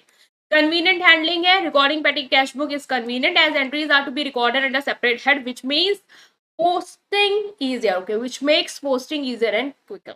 जो रिकॉर्डिंग होती है पेटी कैश बुक में वो कन्वीनियंट होती है, ठीक है, अलग अलग हेड्स में रिकॉर्ड कर रहे हो, ठीक है, आपको पता है कहाँ कौन सी एंट्री पोस्टेज में जाएगी, पोस्टेज का खर्चा तो पोस्टेज में जाएगा, वेजेस का खर्चा वेजेस में जाएगा, इन सब में नहीं जा रहा है तो वो मिसलेनियस में जाएगा। तो इजीली आप क्या कर लेते हो, एंट्री पास कर देते हो। ठीक है, तो ये हमने अंडरस्टैंड कर लिए कुछ बेसिक्स एडवांटेज और फॉर्मेट। अब आपको मैं दिखा देती हूँ। सबसे पहला जो कॉलम है देख लो कितने पार्ट्स में डिवाइड है, 1 2 3 4 5 6 7 8 9 10 11 12 पार्ट्स में आपको डिवाइड करना है। पहला है अमाउंट रिसीव्ड, जो भी अमाउंट आप रिसीव्ड करोगे वो यहाँ पे आता है। कैश बुक फोलियो का एक छोटा सा कॉलम बना लेना। डेट पर्टिकुलर वाउचर नंबर का, टोटल पेमेंट यहाँ आएगा आपका, अमाउंट रिसीव्ड यहाँ, टोटल पेमेंट यहाँ। तो यही टोटल पेमेंट किस किस जगह गई है वो हम अलग अलग डाल देते हैं। पोस्टेज एंड कैरियर का बना लेना, वेजेस का, कार्टेज का, कन्वेंस का, स्टेशनरी का और मिसलेनियस का। ठीक है, जो इन सब में नहीं जाएगा वो कहाँ जाएगा, वो मिसलेनियस में जाएगा। तो ये एक फॉर्मेट आपको याद होना चाहिए और अच्छे से इसको देख लो, अपने रिकॉर्ड कर लो अपनी जो भी आप जिस भी रफ कॉपी से या जैसे भी प्रैक्टिस कर रहे हो, अंडरस्टैंड कर रहे हो, वहां पे उसको मेंशन कर लो ताकि आप भूलो नहीं और नेक्स्ट उससे हम न्यूमेरिकल्स जो है वो सॉल्व करेंगे। राइट गाइस, सो आपको फॉलो करते रहना है। तो now guys in this part we are going to start with the petty cash book numerical. पहले हमने डिस्कस कर लिया थ्योरी पोर्शन, ठीक है, फॉर्मेट, और अब हम डिस्कस करने वाले हैं न्यूमेरिकल्स कैसे होगा। ठीक है, हमने बहुत देखा ये इजी होता है, अब आपको आता है ना इजी होता है, तो कैसे इजी होता है। तो चलो हम स्टार्ट करते हैं विद दिस न्यूमेरिकल। आपको पेटी कैश बुक प्रिपेयर करना है इम्प्रेस सिस्टम पे बेस्ड। इम्प्रेस सिस्टम मैंने बताया था ना, देखो पेपर में आ सकता है कि इम्प्रेस सिस्टम क्या होता है, कि एक फिक्स सम ऑफ अमाउंट जो है वो पेटी कैशियर को एट द बिगनिंग, ठीक है, एट द बिगनिंग क्या है दे दिया जाता है। ठीक है, और उसी से उसको जो भी खर्चे हैं थ्रू आउट द मंथ वो करने रहते हैं और एट द एंड हम चेक करते हैं कि उसके पास कितना पैसा बचा है। मान लो हमने उसको स्टार्टिंग में 3,000 रुपए दिए थे कि आपको क्या करना है, इसी से अपने महीने के खर्चे निकालने हैं बिजनेस के। उसने मुझे बताया सारे खर्चे की जो पूरी लिस्ट उसने बना दी, रिकॉर्ड कर दिया, तो मैंने देखा भाई इसके पास एट द एंड 350 रुपए बचे हैं।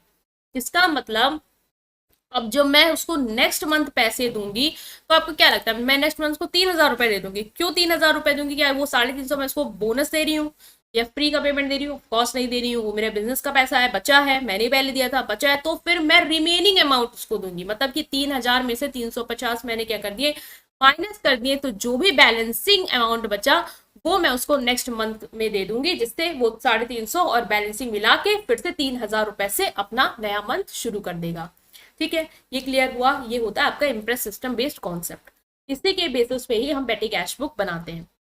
ओके, सो नाउ हम न्यूमेरिकल के साथ बिगिन कर रहे हैं। यहाँ पे आपको पेटी कैश बुक प्रिपेयर करनी है इम्प्रेस सिस्टम के बेसिस पे for from the following particulars. Okay, so start करते हैं। So, जैसे कि देखो जुलाई 1 में आपका ट्रांजेक्शन दिया कि रिसीव 2,000 फ्रॉम कैशियर। कैशियर से कितना रिसीव किया है, 2,000 आपने रिसीव किया है।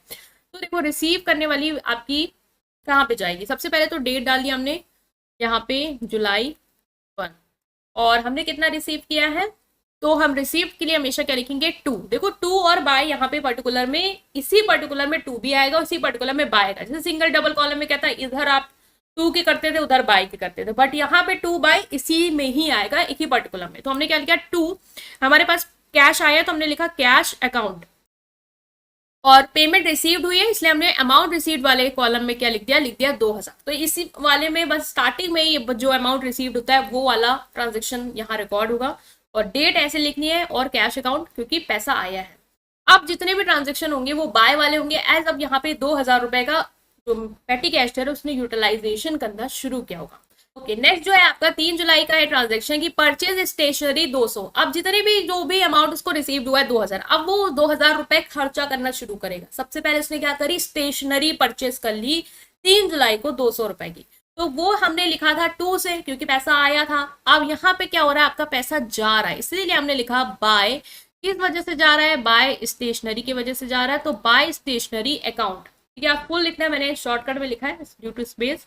तो 3 जुलाई को कितने का पेमेंट किया है, 200 रुपए का उसने स्टेशनरी खरीदी है, तो स्टेशनरी वाले कॉलम में भी हम लिख देंगे 200। ये हमने अलग से क्यों लिखा है, क्योंकि टोटल पेमेंट्स हमें ये तो पता चला कि पेमेंट की है, बट पेमेंट का एनालिसिस थोड़ा सा कि स्टेशनरी में कितना खर्चा हुआ वो हम लिख देते हैं।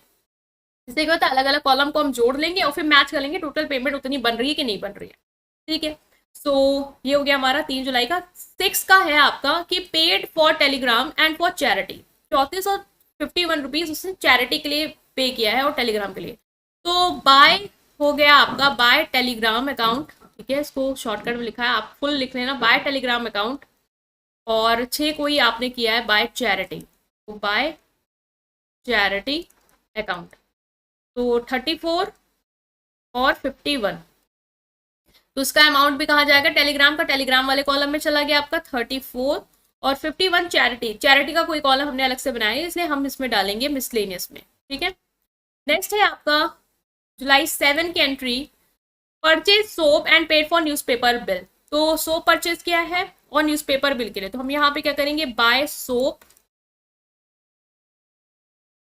अच्छा एक चीज और कि कैश अकाउंट के अलावा और किसी में अकाउंट लगाना नहीं है आपको, तो ये चीज स्किप हो गई थी, बट आपको याद रखना है इसके अलावा और कहीं भी अकाउंट नहीं लगाना, तो आपका एक और ये जो माथा होता है पर्ची होती है वो नहीं होगी। तो बाय सोप से आपने लिखा कितना, क्या सोप आपने खरीदा 50 का, और न्यूज़पेपर बिल 180, तो 50 का हो गया सोप। तो सोप भी यहाँ पे है नहीं हेडिंग, तो मिसलेनियस में जाएगा। और न्यूज़पेपर बिल की पेमेंट करी है आपने, तो बाय न्यूज़ पेपर बिल, ठीक है। कितने की है न्यूज़पेपर बिल की, आई थिंक 180 है टोटल पेमेंट, तो 180। और यहाँ पे अलग से पोस्टेज एंड कैरियर में जाएगा टेलीफोन, कार्टेज, कन्वेंस, स्टेशनरी, तो हम मिसलेनियस में डालेंगे 180। ओके, तो डेट क्या थी इसकी, आई थिंक ये 7 में ही हुए हैं, तो जुलाई 7 के ही ट्रांजेक्शन हमने कर दिए। अब देखो हमारा क्या है कि 9 को है पे टैक्सी फेयर एंड कुली का आपने पे किया है, तो 9 जुलाई की एंट्री करेंगे, 9 जुलाई की एंट्री करेंगे बाय टैक्सी फेयर, तो ये आपका कन्वेंस में जाएगा। और आपका 9 जुलाई का ही है बाय कुली, ठीक है, बाय कुली 20 रुपए, कुली कोई किया होगा आपने उसको 20 रुपए दिए हैं। तो ये दोनों आपके कन्वेंस में चले जाएंगे। तो हम पहले एक बार लिख लेते हैं, टैक्सी फेयर का 80 और इसका 20, 80 एंड 20। तो टैक्सी फेयर का जाएगा आपका कन्वेंस में, टैक्स 80, और कुली जो है वो एज कोई मीन ऑफ ट्रांसपोर्टेशन नहीं है, पर्सन है जिससे आपने हेल्प ली होगी, तो वो हम मिसलेनियस में डालेंगे 20, ठीक है। नेक्स्ट है आपका पेड पोस्टल एक्सपेंस 75 रुपीज़ आपने पोस्टल एक्सपेंस पे किए हैं, तो हम लिखेंगे 12 का, स्पेस आई थिंक कम जाने वाली है, कि हम नेक्स्ट उसमें पोस्टल एक्सपेंस कितना था, पोस्टल एक्सपेंस आपका 75, तो हमने लिखा 75, और ये जाएगा आपका पोस्टेज एंड कैरियर वाले में 75। नेक्स्ट है आपका 14 का पेड ऑटो फेयर, तो कन्वेंस में जाएगा, and paid for courier services 30 rupees, तो 14 की एंट्री होगी बाय ऑटो फेयर कर देंगे एक, तो हम ऑटो फेयर, और एक हमारा जाएगा बाय, और क्या था, कोरियर सर्विसेज, तो बाय कोरियर, ठीक है। अब देखो ऑटो फेयर का अमाउंट, हम ऑटो फेयर वाला अमाउंट कन्वेंस में डाल देंगे, ऑटो फेयर का 50 और इसका है 30, 50 और 30, हाँ, तो ऑटो फेयर का आपका कन्वेंस में चला जाएगा 50 रुपीज़, और कोरियर का आपका पोस्टेज एंड कैरियर में चला जाएगा 30 रुपीज़, ठीक है। तो ये भी याद रखना कि पोस्टेज वाला कोरियर, कोरियर वाला पोस्टेज एंड उसमें चला जाएगा। Next is 25 speed post charges 80 and Telegram charges 45, 25 की एंट्री है बाय स्पीड पोस्ट, तो ये पोस्टेज में जाएगा, ठीक है। अब स्पेस का हो गया बाय टेलीग्राम, बाय टेलीग्राम 25, तो स्पीड पोस्ट का कितना है आपका, स्पीड पोस्ट का 80 और टेलीग्राम का है 45, 80 और 45, अब डाल दो अलग अलग जहाँ पे भी है, पोस्टेज वाला आपका इधर चला जाएगा 80, और टेलीग्राम वाला आपका जो अलग से बनाया कॉलम उसमें जाएगा 45। अब देखो स्पेस का थोड़ा इशू है, अब हम क्या करेंगे नेक्स्ट पार्ट में, मतलब नेक्स्ट उस पर हम इसको कंटिन्यू कर रहे हैं। आपकी जो बुक है या आपकी जो कॉपी है वो एक ही पेज में बनाओ, ठीक है, वरना कंफ्यूज हो जाओगे। मैं यहाँ पे स्पेस कम है इसलिए आपका नेक्स्ट उसमें कंटिन्यू कर रही हूँ, बट आप क्या करोगे एक ही उसमें बनाओगे, ठीक है। तो चलो देखते हैं। ओके, सो हम यहाँ से कंटिन्यू कर रहे हैं, ठीक है, आप कंफ्यूज मत होना, हम यहाँ से कंटिन्यू इसलिए करें, हमारे पास स्पेस नहीं था और ये बना हुआ है ऊपर इसलिए, ताकि कंफ्यूज ना हो कि जा कहाँ पे क्या रहा है। तो 25 तक के हमने कर लिया था, 25 तक हमारा हो गया था। अब है 26 की paid carriage 40 rupees. So same हम कंटिन्यू करेंगे 26, ठीक है, जुलाई चल रहा है, 26 जुलाई की है पेड कैरियज, तो बाय कैरियज। और अमाउंट कितना है, अमाउंट है आपका 40 रुपीज़। सो हमें अमाउंट टोटल पेमेंट में लिखना है 40, और ये जाएगा आपका मिसलेनियस, ठीक है। नेक्स्ट है आपका 27 का refreshment expenses 80 and photo स्टेटिंग charges 75। तो ये हम करेंगे 27 का बाय रिफ्रेशमेंट, ठीक है, रिफ्रेशमेंट का जो भी आपका गया, और 27 का है बाय पोस्टेज था आई थिंक, फोटो स्टेटिंग चार्जेस, तो स्टेटिंग, ठीक है, पूरा लिख लेना फोटो स्टेटिंग चार्जेस। तो ये अमाउंट कितना है आपका, ये है आपका 80 और 75। तो हमने लिखा रिफ्रेशमेंट का 80 और फोटो स्टेटिंग का 75, तो रिफ्रेशमेंट का आपका मिसलेनियस में चला जाएगा, ये 40 है, और फोटो स्टेटिंग का आपका चला जाएगा मिसलेनियस में, ठीक है। तो फोटो स्टेटिंग का भी उधर जाएगा, स्टेशनरी में नहीं जाएगा, वो पेन पेंसिल वाले चीज़। 28 को है, ये देखो आ भी गया, पेन पेंसिल चार्जेस 150। तो 28 का हम लिखेंगे बाय पेन पेंसिल कर दिया हमने, चलो मान लो, ठीक है, और अमाउंट है आपका 150 रुपीज़, लिखा अमाउंट, टोटल पेमेंट 150 की हुई है, और ये जाएगा आपका स्टेशनरी में 150, ठीक है। नेक्स्ट है हमारा S T D call charges 92, तो 29 की है, तो S T D call charges, so by S T D call charges, ये आपका जाएगा, ये पहले तो अमाउंट देख लो कितना है, ये अमाउंट है आपका 92, 92 है हमारा अमाउंट, और ये जाएगा आपका, तो भी आपका कॉल वगैरह में था। अच्छा, ये कॉलम वेजेस की जगह मैंने वहाँ एडिट किया था, यहाँ पे फिर से लिख देते, टेलीफोन और टेलीग्राम है, ठीक है, और ये हमारा टेलीफोन और टेलीग्राम में ही जाएगा, 92। नेक्स्ट इज हमारा लोडिंग चार्जेस 85, 31 का है। तो नेक्स्ट ट्रांजेक्शन है बाय लोडिंग चार्जेस, तो लिख देंगे लोडिंग चार्जेस, और ये है आपका 85 अमाउंट, तो ये आपका जाएगा मिसलेनियस 85। डेट क्या थी इसकी, 31। ये हमारा पूरा जो भी ट्रांजेक्शन है वो ऑल टोटल हमने रिकॉर्ड कर लिए हैं। अब हम टोटल करेंगे हर चीज़ का कि टोटल पेमेंट का टोटल कितना है, और बाकी हर एक सेपरेट कॉलम का कितना टोटल हमारा बना है। तो हम, अब आपने एक ही उसमें किया होगा, तो आप सब टोटल कर लो कि कितना ऑल टोटल बन रहा है सारी चीज़ों का। ओके, सो हम टोटल कर लेते हैं, यहाँ से हम पूरा एक लाइन खींच देंगे और हम सबका टोटल जो है वो करेंगे। तो जो आपका ये पूरा टोटल आ रहा होगा ना, मैं total 234, 51, 50, 180, 80,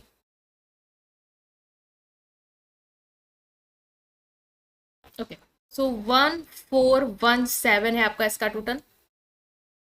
next postage and carrier का 75, 30, 80, 75, 30, 80, ये होगा आपका 180। नेक्स्ट है आपका वेजेस टेलीफोन एंड टेलीग्राम 30,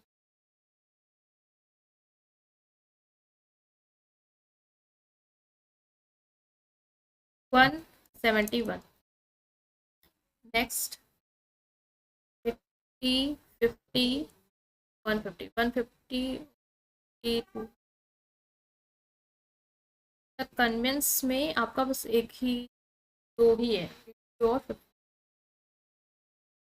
ये हो गया आपका 130। अटैच का कोई यूज नहीं, स्टेशनरी का देखते हैं 150 और 200, तो ये हो गया का,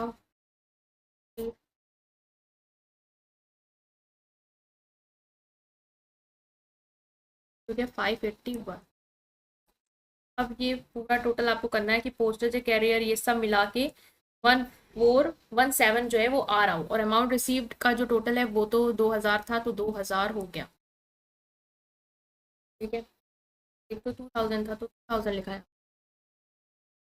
ये पूरा हो गया हमारा टोटल। साथ ही लिख देते हैं ऊपर, ये थोड़ा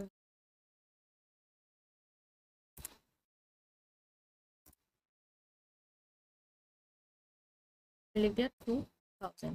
देखो ये आपका जो टोटल है 180, 171, 130, 350, 581, ये टोटल मिला के आपका 1417 बन रहा होगा। जैसो एक मिस्टेक है, ये आपका 185 है।